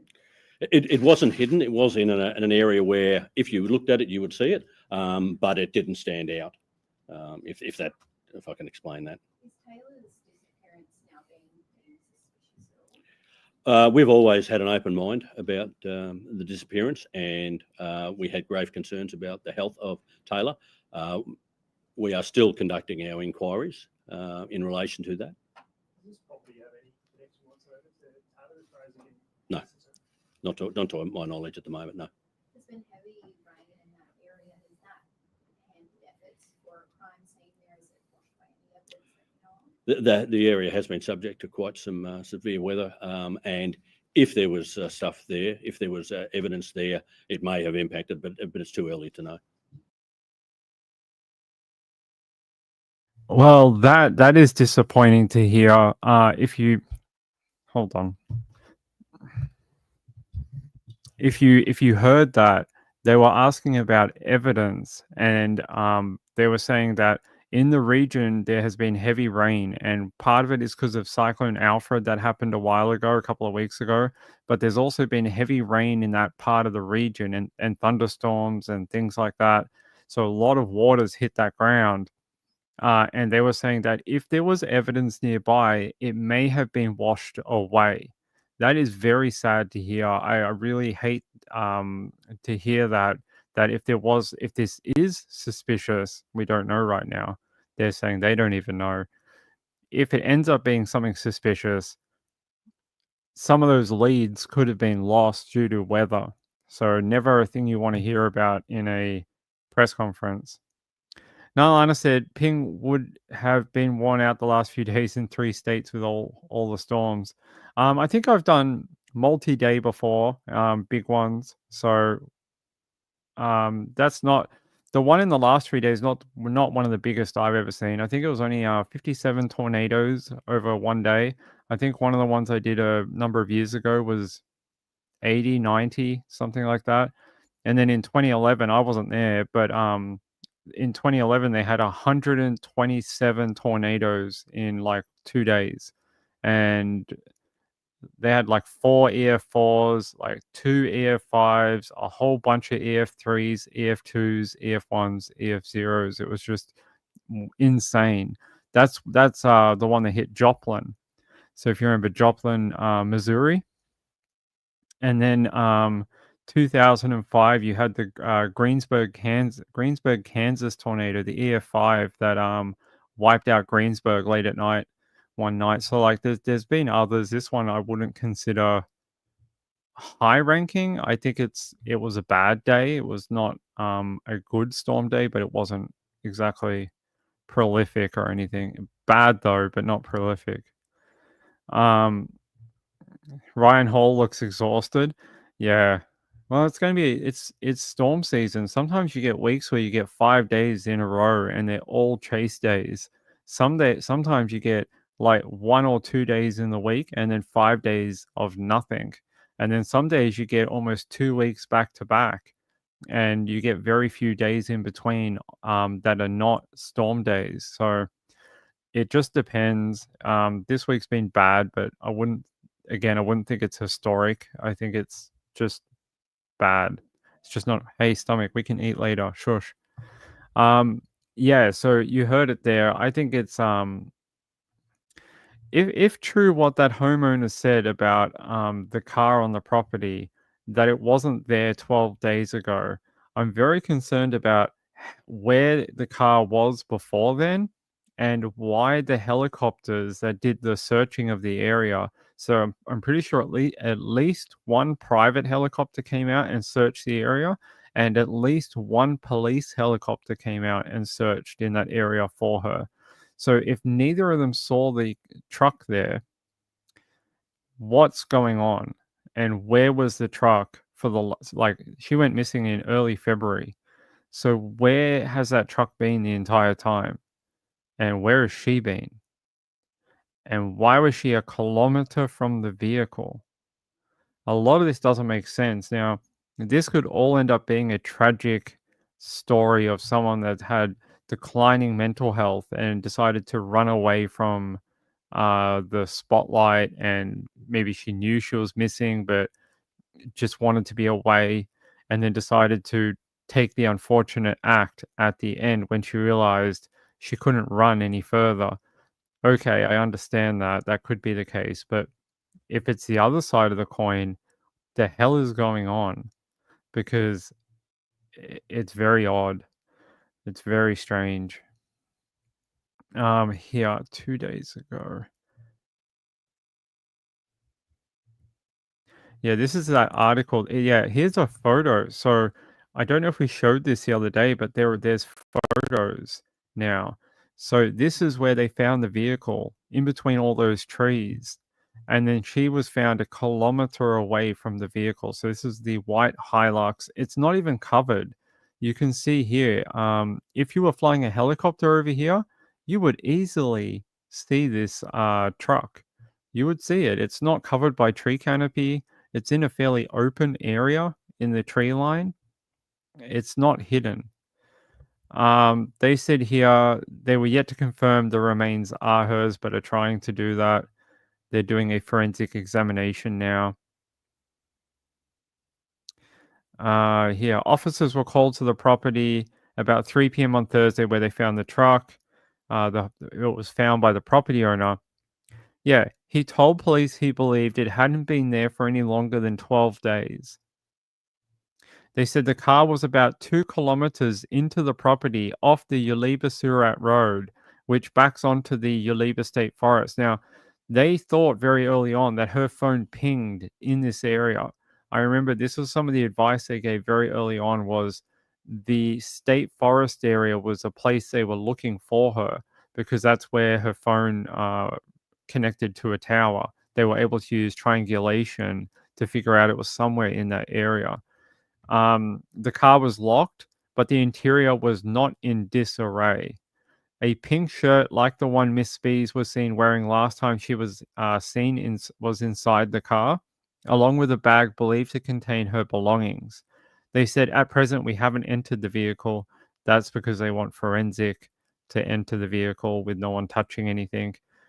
The vehicle was examined yesterday and it is now being towed back to Roma and will be examined by our crime and forensic experts. Police are now reviewing footage from a previous aerial search of the area to determine how long the car might have been there. So even the cops are not sure what's going on because they're now going to go look back through their recording on their helicopter and see if they can spot the vehicle now that they know the location. And if it wasn't there in their aerial search that they did, well, where was it before then? Where was that car for almost 2 months? Where could it have been? Deborah says, my question is if someone dumped their truck, then how did they leave that location? They had a friend following in another car and they just drove the truck up, dumped the body, dumped the car and hopped in their buddy's truck and left. Would have taken 10 minutes. Not saying it's a homicide though. I'm just saying that it's odd. I don't want to start any rumors. Now, I got told the other day that apparently I started the rumor that she was in the river. I didn't say that I didn't ever say on this channel that she was in the river. I just said that a lot of times when people go missing and they can't find them, they often end up in waterways. And we have seen that time and time again in true crime where people that they can't find them on land, often end up in waterways. I didn't say that she was in the water. I just said it's a place I would search if I couldn't find her anywhere else. So please don't associate any rumors with me. I never said that. I would never have said they found her body in the river and her car was in the river. I never said any of that. So Gail said, I said, if you can't find the car, then maybe she went into the river. Yeah, like the reason why we talked about that river is because it's one of the only big bodies of water that are only like very close to where she was last seen. So when she was seen in that town, as you exit out of the main road on the town, there is a giant river that goes through and goes under a bridge. And I was just saying, well, it's close to there. Maybe that's somewhere you should have a look at. But I didn't say that it was a definitive. TYO says we don't have the Hilux in the US. Yeah, you do. It's called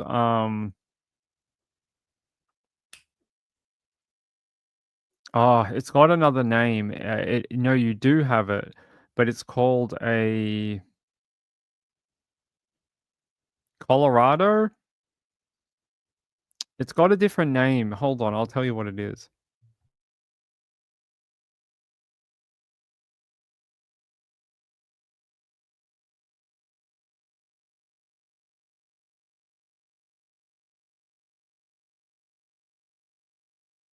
It is a Tacoma. So the Tacoma is a Hilux. So if you want a Hilux in the USA, buy a Tacoma. It's the same vehicle. So there you go. So a Toyota Tacoma is basically the same thing. Yeah, I was reading about. Funny that I was reading about it the other day, and that's how I knew the answer. But yeah, a Toyota Tacoma. I think it's slightly bigger than the Hilux, but not by much. It's basically the same design. See, there is a Tacoma, and if you showed that to an Australian, they'd probably be like, "Oh, a Hilux." So basically the same vehicle. Same name here as Australia, a Hilux. Well, yeah, you can buy one now. Buy a Tacoma. Deborah says, will they release the cause of death to the public there in Australia? Maybe. Maybe. If she died through self means, that's the way I'm going to say it. If she died from her own hand, they might say something like the case has been closed and there's no suspicious circumstances. That way we would know that she died somehow on her own. If they say we're bringing in the homicide team, the homicide squad, and we're opening up a line of inquiry with the homicide detectives, then you'd know that this is more serious than otherwise stated. But that's probably all you'll get. They don't really have press conferences and say, oh yeah, this person definitely, S-worded themselves and this is how they did it. And here's a diagram of exactly how they did that.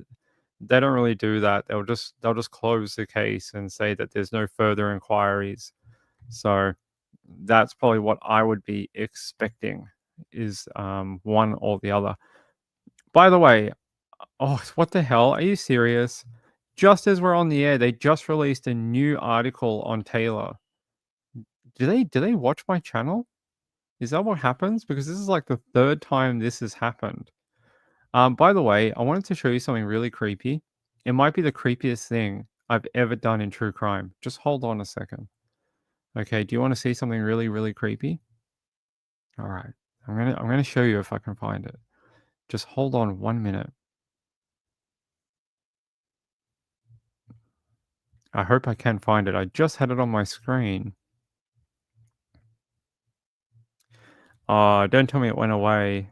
Damn it. Hold on. Oh, it may have gone away. Let me check my links. Maybe this one? Nope. This one? This one?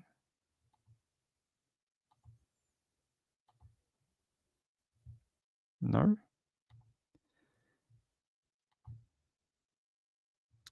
Don't think I can find it. Give me 1 sec.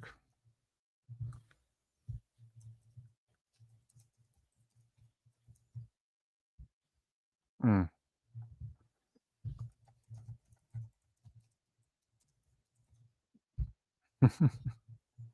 right, I found it. Tori Spelling reveals S-word tape she made with ex Dean McDermott was stolen from their home. She says it never made it to the public. Well, I'm freaking glad for that. Who the freak would want to watch that? I'm terrified. This might be the scariest thing I've ever reported in true crime. I hope that tape stays hidden. I really do. I don't. There's a reason no one has leaked it. Does anyone really? Would anyone buy this? I don't think I would buy it. It does not make Ping happy in the pants. It does not. Blaze says, how far was the spot from her car and her home? Her home's kilometers away, like a far drive. Anyway, when I saw this today, I was like, what? Like, no, who? I don't want this. And then she says in her podcast, she's surprised that no one leaked it to the public. I'm like, I think they might have just kept it hidden. They're just like, the public does not need this. The public, this will never sell. We're just going to keep it and not advertise it. We're just going to leave it alone. She's a strange woman. Tori Spelling. All right, here. What does it say? This is the article that just popped up just as we were talking about Taylor. Sinister twist in case of missing mom Taylor Speeds as grim theory emerges about person of interest who could hold the keys to the mystery after human remains were found. Okay.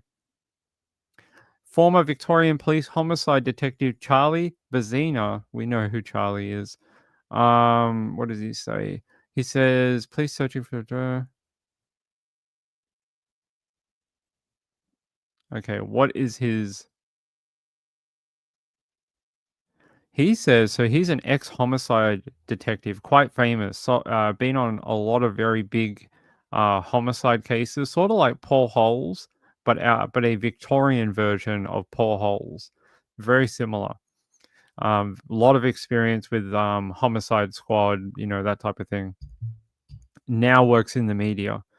Bazina said, he said her disappearance appeared to be sinister.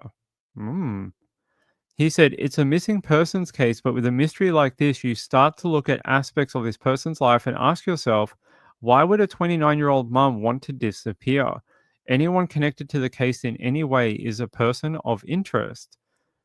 And he says, if someone drove the ute there, then how did they leave? Is there a second vehicle that was driven away? How did the ute get to where it was?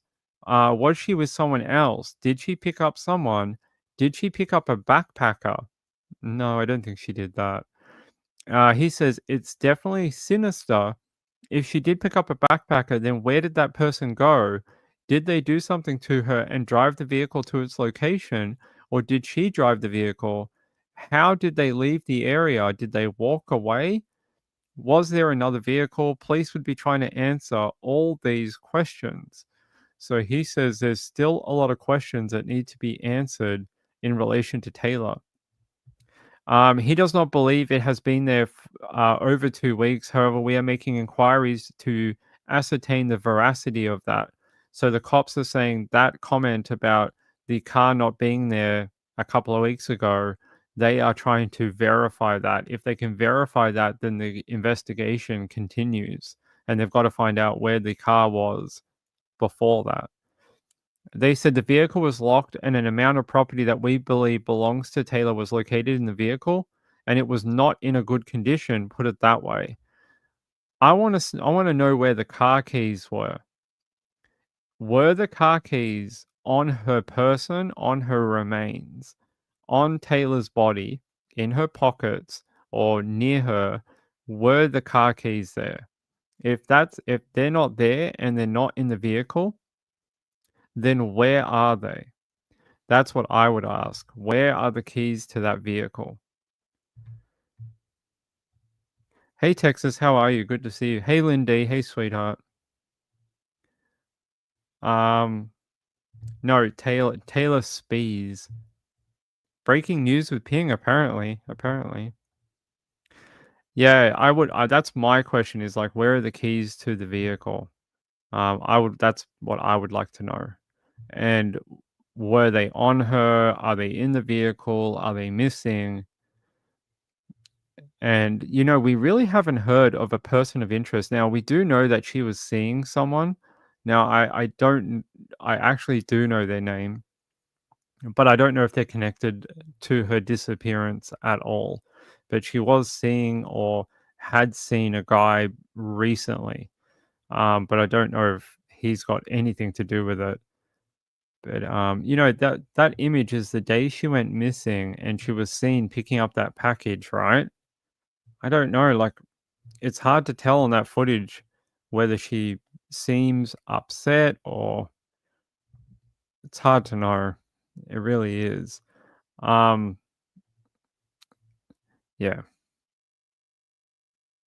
Yeah. They're saying investigators have also accessed Taylor's social media accounts and were monitoring her bank accounts. Officers have set up a search and recovery base at the landholder's address. Along with the SES, they are conducting a grid search of the location to locate any items of interest. Interesting. The retired detective Bazina described it as a hard missing persons case, as Queensland is a big state. He says, but it's not as if the police have nothing. They have the motel. Well, yeah. Now they have her. Now they have her and the vehicle. The family's not released any information either, like, oh, we're going to find the killer, or, we're going to find the person that did this to my sister. We've not heard them say anything like that. We've just heard them say they want to bring her home, which is understandable, but we've not heard them like, we're going to fight for justice and the person who did this to you, we're going to get them. Haven't heard anything like that so far from the family. We will have to wait and see.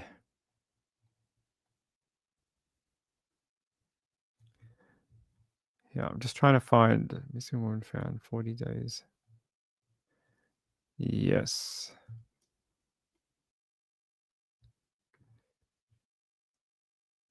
Yeah, I want to listen to the other bit of that press conference here. In the vehicle. Yes.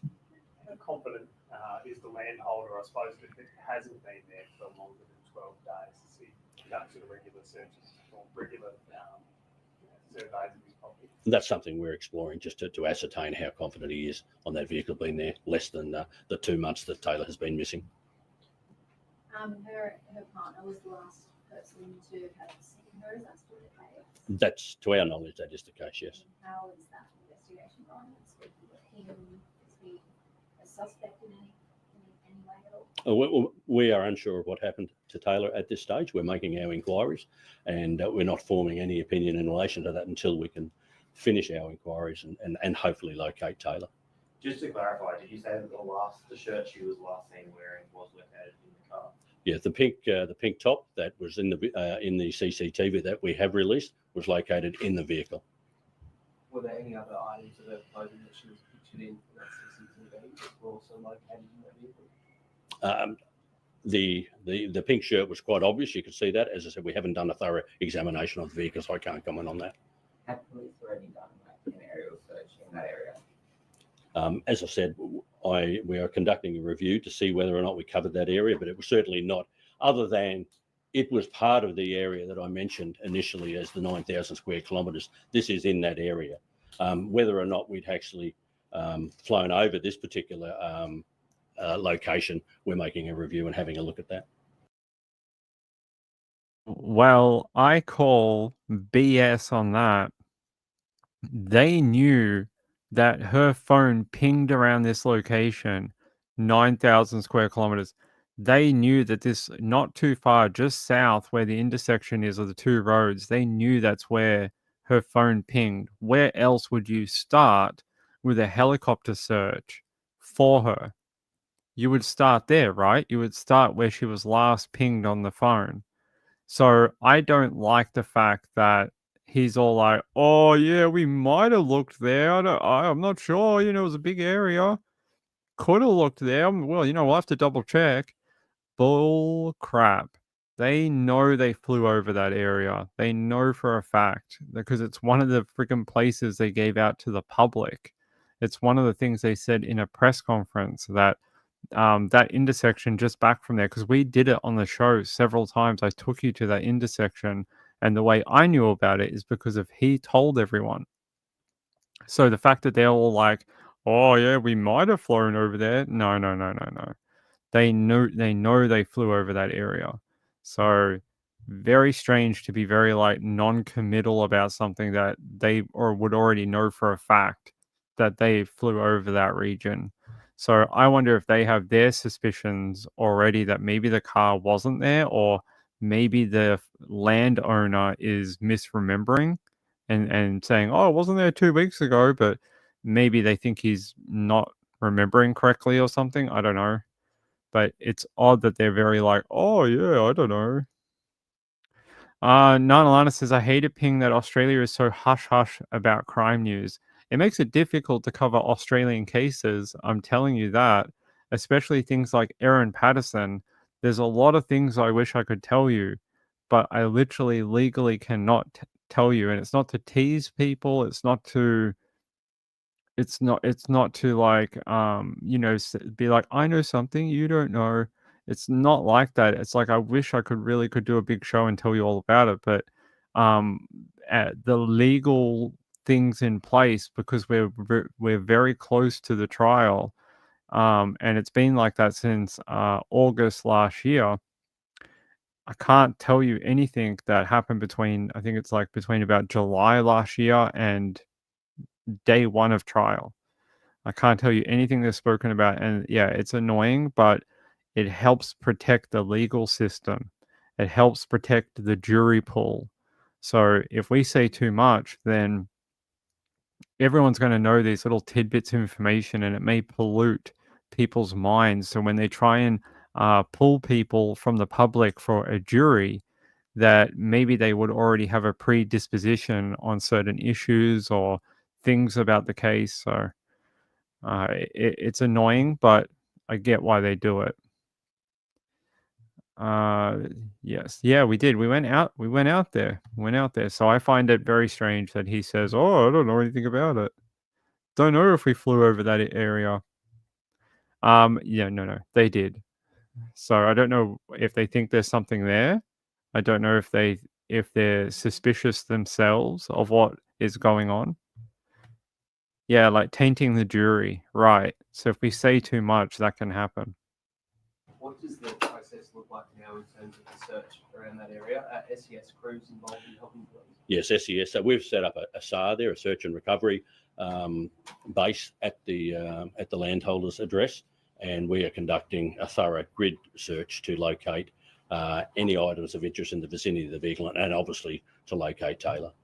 Is this among the more difficult missing persons investigations you've been a part of, just based on how little evidence or little information there is about what she ended up? It is, in as much as just the vast area that we are looking at. Now that we've got a location of the motor vehicle, we can hone our resources into that area and conduct a full and thorough foot search.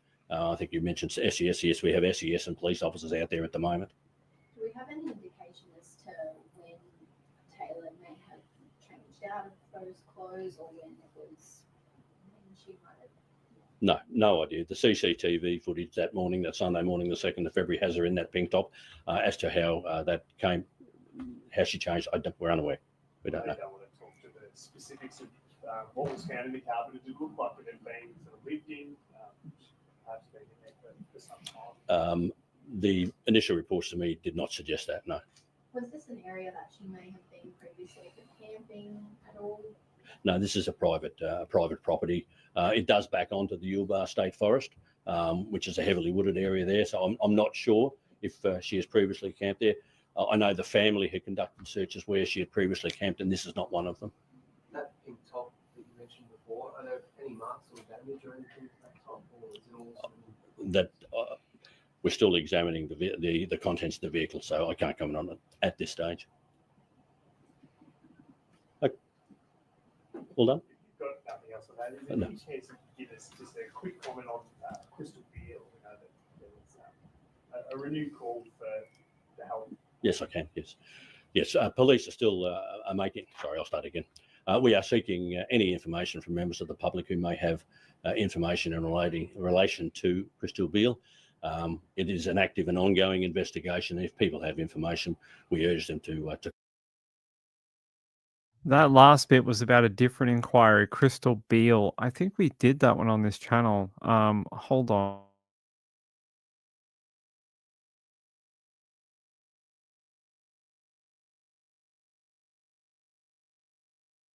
So Crystal Beale is the other missing woman. So they found her body in the water in the morning. Do you guys remember that one?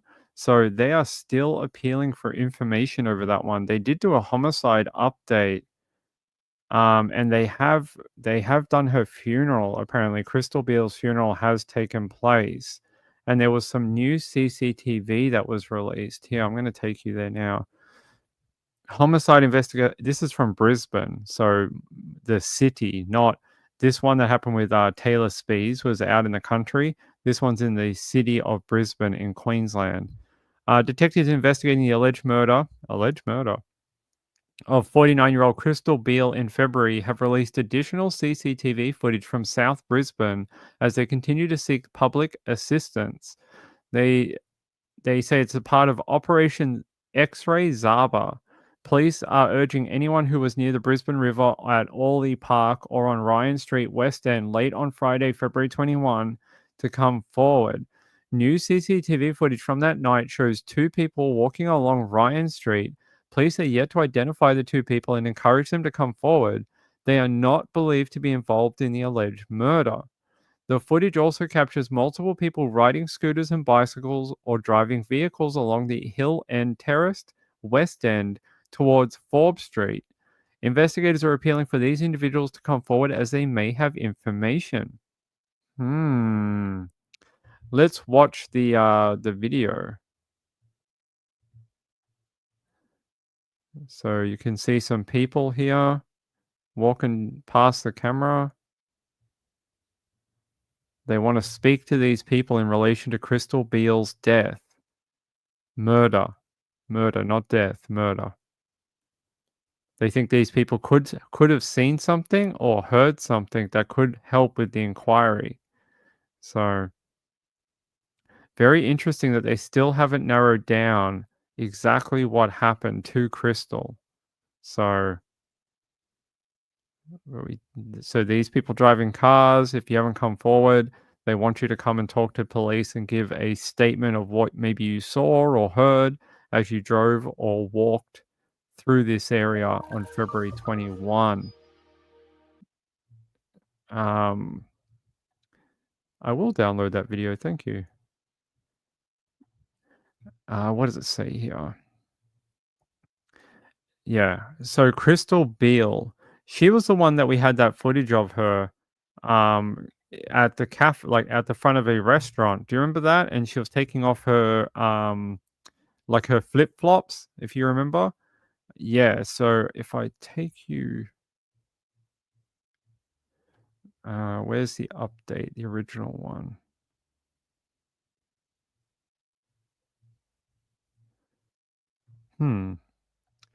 Interesting. Can't find that original.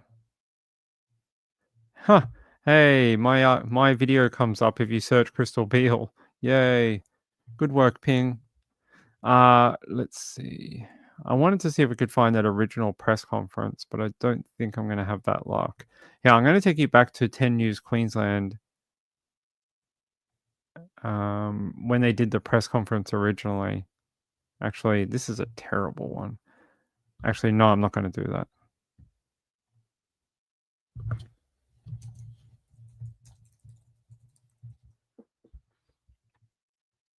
No. Crystal Beale.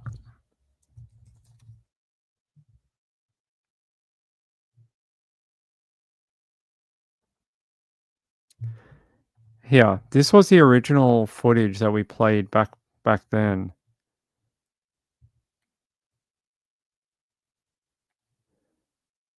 If it'll load.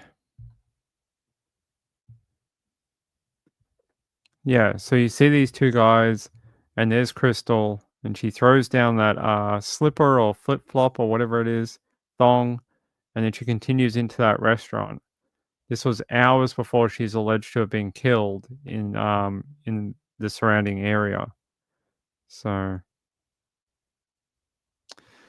we don't actually know too much more than that, although they're now appealing for those people in that CCTV I just played to come forward and say if they saw her or have any information about anything to do with her death. So It's very strange for a woman to go out to dinner with family and then wind up dead in the river. It's very odd. Russell Brand, I think everyone just figures he's always been a bit of a loser and a bit of a nutcase. So I don't think anyone's surprised that people are coming forward claiming SA against him.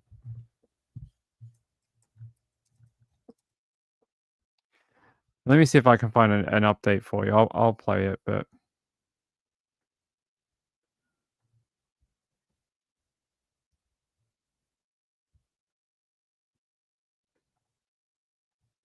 one who used to be somewhere else.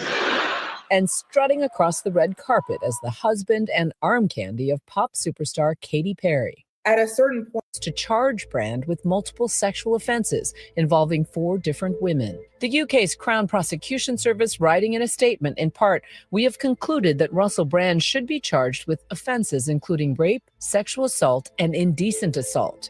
These relate to reported non-recent offenses between 1999 and 2005 involving 4 women." The Metropolitan Police then announcing that charges have been filed. Russell Brand is facing 4 unique charges, and the most serious of them is rape. That has a penalty of up to life in prison. But sexual assault, for example, is also a serious charge with a max. I'm not going to play that bit because that's someone's content. But yeah, serious charges for Russell Brand. No.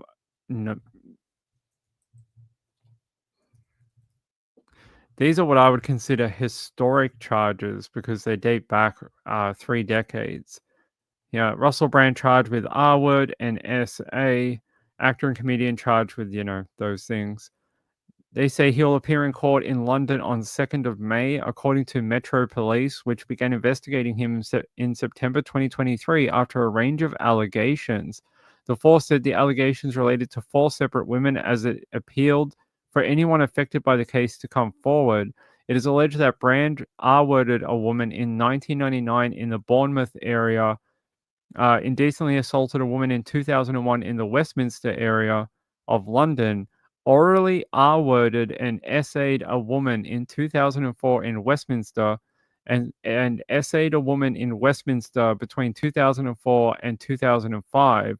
Detective Superintendent Andy Furphy from the Metro Police, who is leading the investigation, said the women who have made reports continue to receive support from specially trained officers. The Met's investigation remains open, and detectives ask anyone who has been affected by the case or anyone who has any information to come forward and speak to police. A dedicated team of investigators is available via email at cit@met.police.uk. Support is also available by contacting the independent charity R Crisis. The Met said detectives had begun investigations after receiving a number of allegations, which followed reporting by Channel 4's Dispatches and the Sunday Times.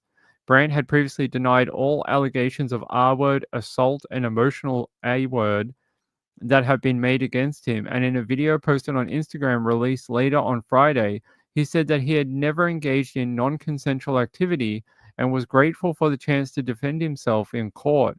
The CPS said in a statement that it has authorized the police to charge Brand with a number of sexual offenses.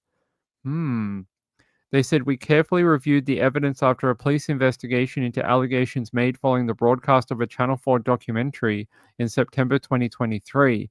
We have concluded that Russell Brand should be charged with offenses including R-word, SA, and indecent A-word.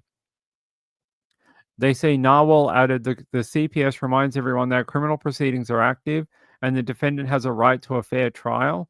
It is extremely important that there be no reporting, commentary, or sharing of information online which could in any way prejudice these proceedings. Brand is believed to have moved to the US, claiming he is being attacked and shut down by the British authorities. He interviewed Donald Trump's eldest son, Donald Trump Jr., last year in Florida. Yeah, he bailed on the UK pretty quickly last year, all through anywhere he had been filming at his home in the UK. You never liked him? Kathy said, so that's why he recently announced he had turned to God. Probably. I don't think he's ever known God, to be honest. I think he's always been a bit of a just does whatever he wants and asks for forgiveness later type person. I think that's what we've seen from him in a number of years. Let's see. So that's that one. That's that one. Yeah. So I hope it's been a good show so far for your Saturday night. I've enjoyed being here since we did not do a show yesterday. It's been fun to be back. So I had a couple of people ask, did we miss the Barry and Honey episode? No, it got moved because we have to do the because I filled in on Web Sleuths this week. We moved it to next week. So coming up this week, we've got a part 4 of Barry and Honey. So tune in for that. I think that'll be Wednesday night. Wednesday night this week, we're doing just a whole show on Barry and Honey again. And then next weekend, we're doing another episode on Aaron Patterson that I can do better. Because we lost all the notes and all the videos and all the articles and all that just before we went live last time, that retrospective on Aaron Patterson was not very well done. So I hope to do it better again and give everyone a proper overview of the case. Blaze, I appreciate it, my friend. Nanalana says he has crazy eyes. He does have a bit of crazy. He does. Not like that guy we saw the other night. Remember that guy we saw the other night? He really did have the crazy eyes very badly. I can't remember what case that was, but he really did. Yeah, it was just like we lost the power, so it killed everything. It was really bad. Is there new stuff on Honey? I wouldn't say new, but I would say there is things to talk about that are interesting. So nothing like breaking news, like we're not going to get an arrest or anything, but I would say that there's things that we haven't talked about yet that are good and interesting to delve into. Gayla said that dude looked like he had seen some stuff. Yeah, I can't remember what case it was. Hold on, let me see if I can find it. That was a funny story. Who was that? Oh, by the way, opening statements have begun in the murder trial of Rachel Morin. So if you're following Rachel Morin, that is getting underway this week. That'll be a good trial. I won't be following it, but my friend Eric on the docket. So if you are a subscriber to my friend Eric at the docket, he will probably be covering it. So he's on during daytime hours, and he tends to do court cases during the day. So if you want to hang out with him and watch the Rachel Morin trial, he'll probably be doing that. And you can, go hang out with Eric during the day. Let me see. There was some new information possibly on Madalena. I'm just checking if Madalena Kojakari, but I don't know if that's true or not. No, I don't. Yeah, I don't have anything new. Yeah, I don't have anything new on her. Someone told me there was new information, but I don't have anything. Yeah, I'm going to take you out to just to recap a little bit of Rachel Morin's thing. I don't want to do the whole thing, but I think it's yeah, because apparently her family testified at her trial on Friday. So the trial day began down one juror. One of the alternates excused, no official reason given. And then the panel of 12 jurors and 5 alternates was sworn in and instructed.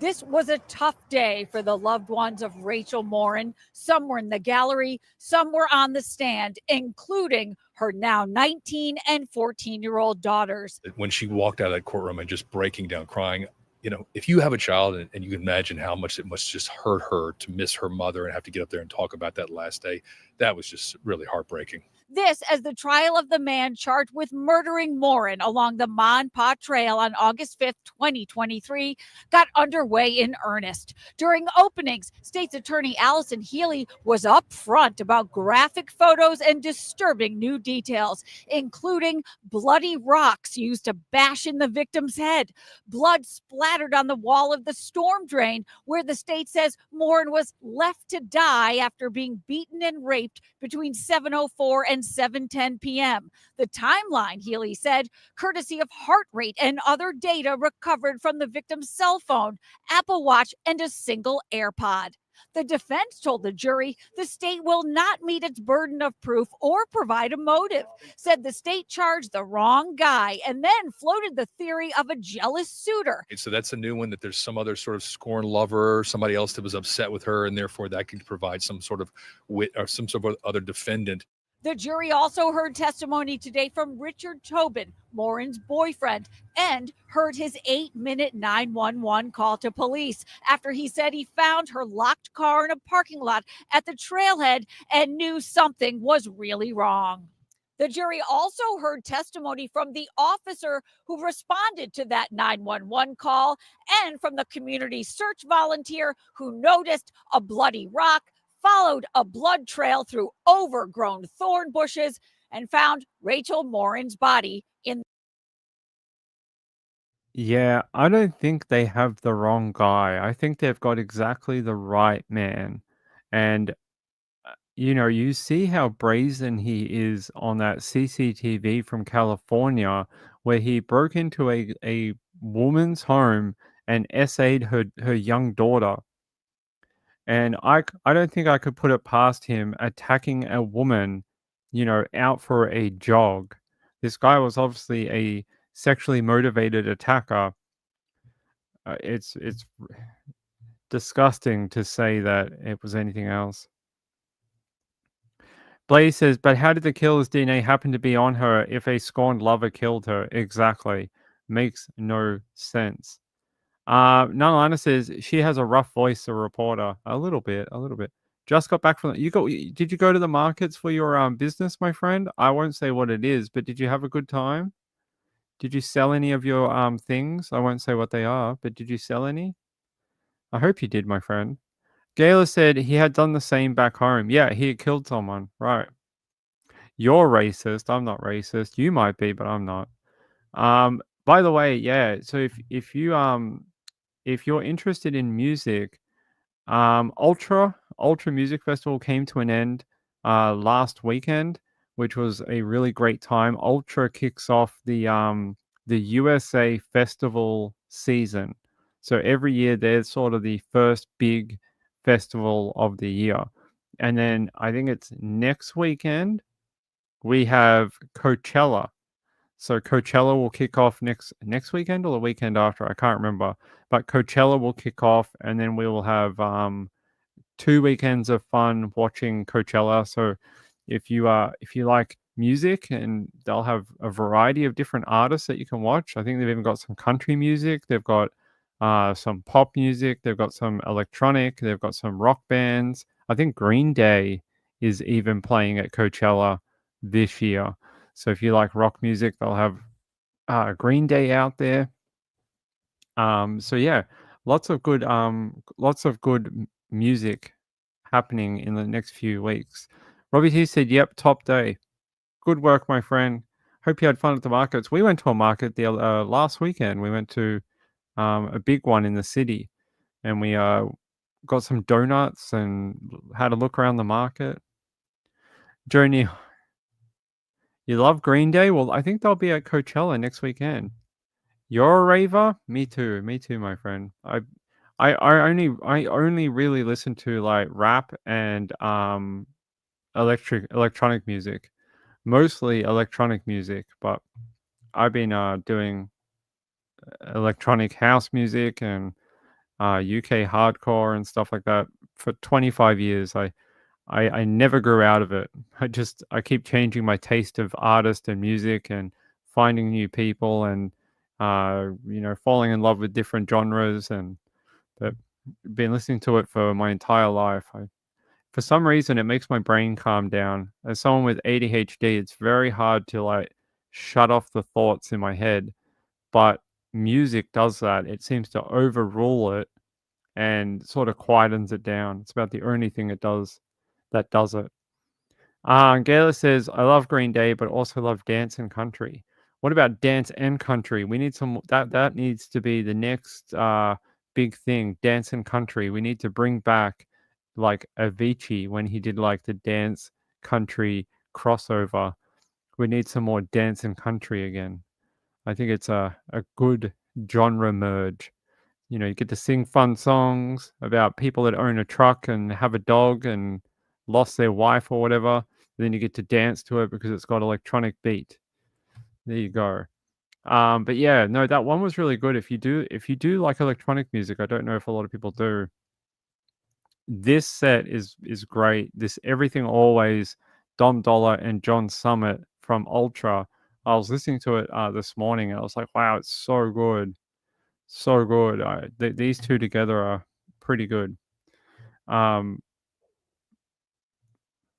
Country rap. I don't know. Is that a real thing? I know that guy. What's his name? Shabuzi or whatever. I like that song. That Shabuzi. Everybody get tipsy.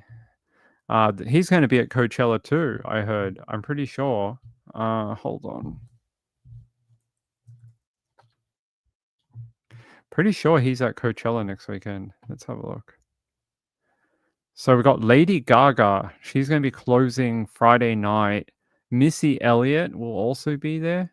The Prodigy, even though it'll be missing Keith, who died, unfortunately. That'll be very sad to have the Prodigy there without Keith. I saw the Prodigy when I was like 17. I saw them at the Big Day Out in Sydney, and I was very lucky to see them when they were young. Artemis will be there, who makes that song that Ping likes. He will be there. Who else have we got? St. John, the Go-Go's. Okay. Glorilla will be there if you like rap music. I like Glorilla. Mustard, More P will be there too. Who else have we got? I don't know who Lisa is. I think she's like one of those K-pop, J-pop people. Don't know anyone else. The original Misfits will be there. Oh my god, are they still going? Charlie XCX will be there. Who else have we got? T-Pain. Oh my god. Is he still making music? I had no idea. Let's see. Green Day. Green Day's the headliner for Saturday night. Infected Mushroom. So if you're into rave music, you'll know who Infected Mushroom are. They are a psytrance group, like really old psytrance group. And that'll be really interesting to see them at Coachella. That'll be very, very interesting. And then on Sunday, we've got Post Malone as the headliner. Megan Thee Stallion. Zed is there. Yeah, that'll be all right. Kraftwerk. That'll be they're a very old electronic group thing. Chase and Status. This is who I'm looking forward to. I think Chase and Status will put on a great show. I don't know what stage they're going to be on, but they will put on a great show. They're making some great music at the moment. Yeah, there you go, Shabuzi. There he is. Everybody at the bar getting tipsy. He'll play probably that song. Who else am I looking forward to?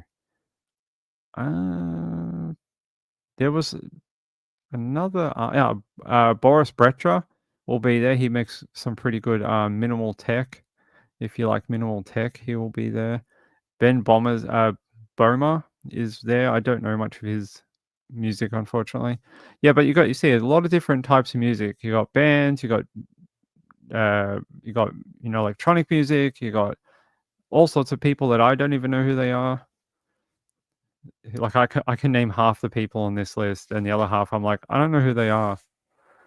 But yeah, Above and Beyond, they'll do a good trance music type, house music type thing. Someone called the Viagra Boys. Okay. And yeah, so it should be a good weekend. So it runs for 2 weekends. The first week is, they call it the influencer week, where it's basically like when all the famous people go. And then the second week is for like the normal people who go to festivals. So the first week's a bit like show offy, a lot of cameras, a lot of like taking photos and things, and the second weekend's for like normal people.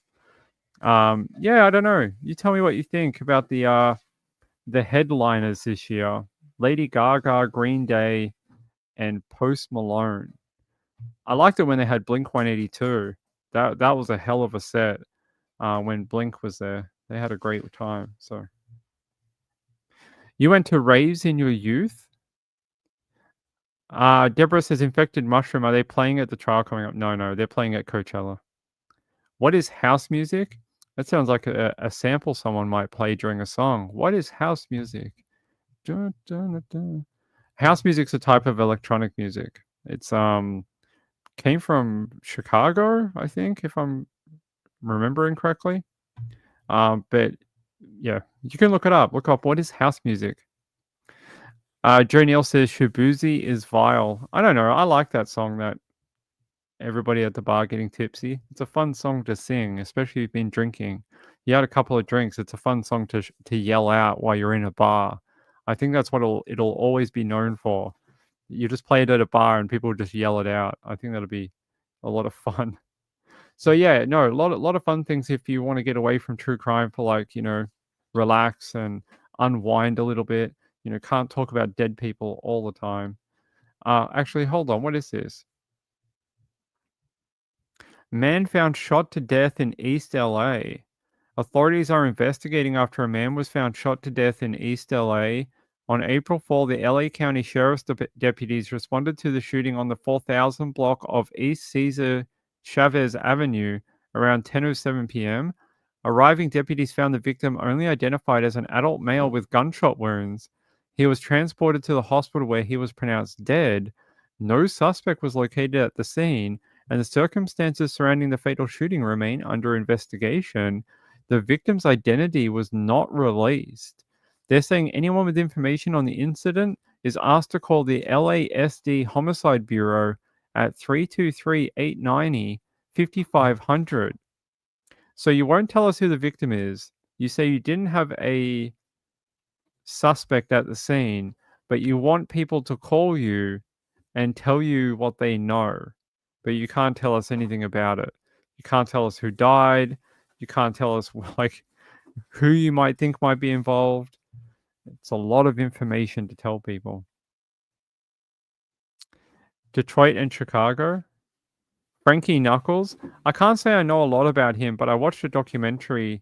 I watched a documentary on him on Vice magazine, but talking about how he started all the raves in New York and how he was the one who brought a lot of the music from England over from the UK to New York. So interesting documentary if you want to watch it. Yeah, I know. It's like we have nothing to tell you except for a guy was shot in LA. That's like great description. Thanks for that. All right. I think we're about done for the night, guys. I think we're about done. I will be back for tomorrow night. I'll be back tomorrow night, probably about the same time. Wait, tomorrow's Monday? Yeah, probably about the same time. I'll be on around 12:30 my time, so about 10:30 your time. And then going forward, I think we're going to have some early shows again. And we're going to have some earlier shows around 9 p.m. or 8:30 Eastern. So look out for that. We're going to be back to doing some earlier shows again. I think a lot of people will be very happy now that we're out of the summer live streaming season. We're back into the winter. I think a lot of people will be happy to have the early shows once again. And I will see you all then. East LA is hellish. Well, I can't say I've ever been to East LA, at least not knowingly.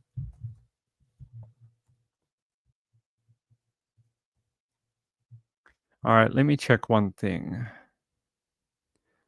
Oh, Robbie, that is very kind. Same with Kathy Lynch, both of you. That is very, very kind of both of you. I have some news for you, but it won't be until Tuesday or Wednesday. So keep an eye out for that. That's directed at Robbie. So just wait for that for a little bit. And I will see you guys probably tomorrow night. I don't know what we're going to do. I will enjoy my evening. By the way, did any of you go watch that documentary I told you to go watch? Did anyone go watch Gone Girls on Netflix? You should go watch it. It was a really good documentary. I hope you did, because I thought it was one of. If you don't want to read the book Lost Girls by Robert Kolker, Gone Girls from Netflix is like a mini version of that book with updated information. So please go watch it. I think it's a really good documentary. And when he goes to trial, we will be covering it here on the channel. But we've got Aaron Patterson first. It's like only a couple of weeks away. We're going to be at the trial for Aaron Patterson. The people that send in the donations, like Robbie and Kathy, that all that money goes to helping me go to trial. So I appreciate that. We are getting a little bit better on the fundraising. So thank you very much. And there's been some very generous donations from a few people that have really pushed it forward. So I appreciate that. Those people have no idea how much that has helped. Yeah, so I will see you all tomorrow. Get some good rest. Have fun. I hope you like the earlier time slot. And I'm so happy for daylight savings to be over. I was so excited today. I was like, oh my god, it's finally gone. I freaking hate daylight savings. It's going to get cold and dark early here, so Ping can enjoy his winter. I will see you all tomorrow night for Sunday Nights with Ping. And hopefully this week we'll get back to some more like regularity. I know this week's been a little up and down. I've been here and on other channels and not here some nights and here other nights. It's been a little this week, but hopefully we'll go back to some regularity and, every night. And so I love you all. I love you all. What a great Saturday night. We're on almost for 2.5 hours. So it was great to catch up with you all. Great to do some stories that we weren't able to do because I wasn't here yesterday. And yeah, leave me some comments. I want to read. I read everyone. There was a lady who wrote in last week.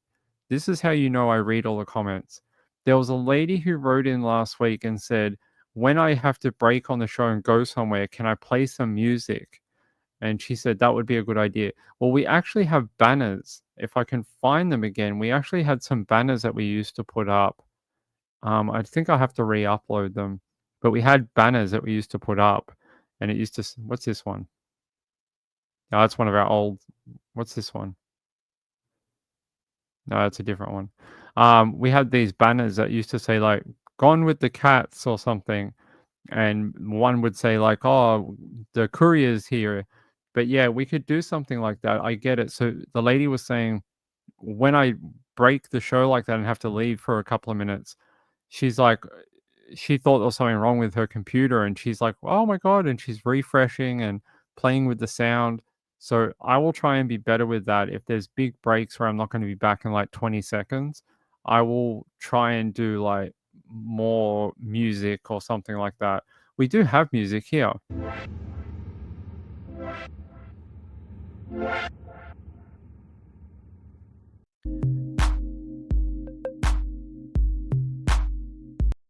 They're just not very loud.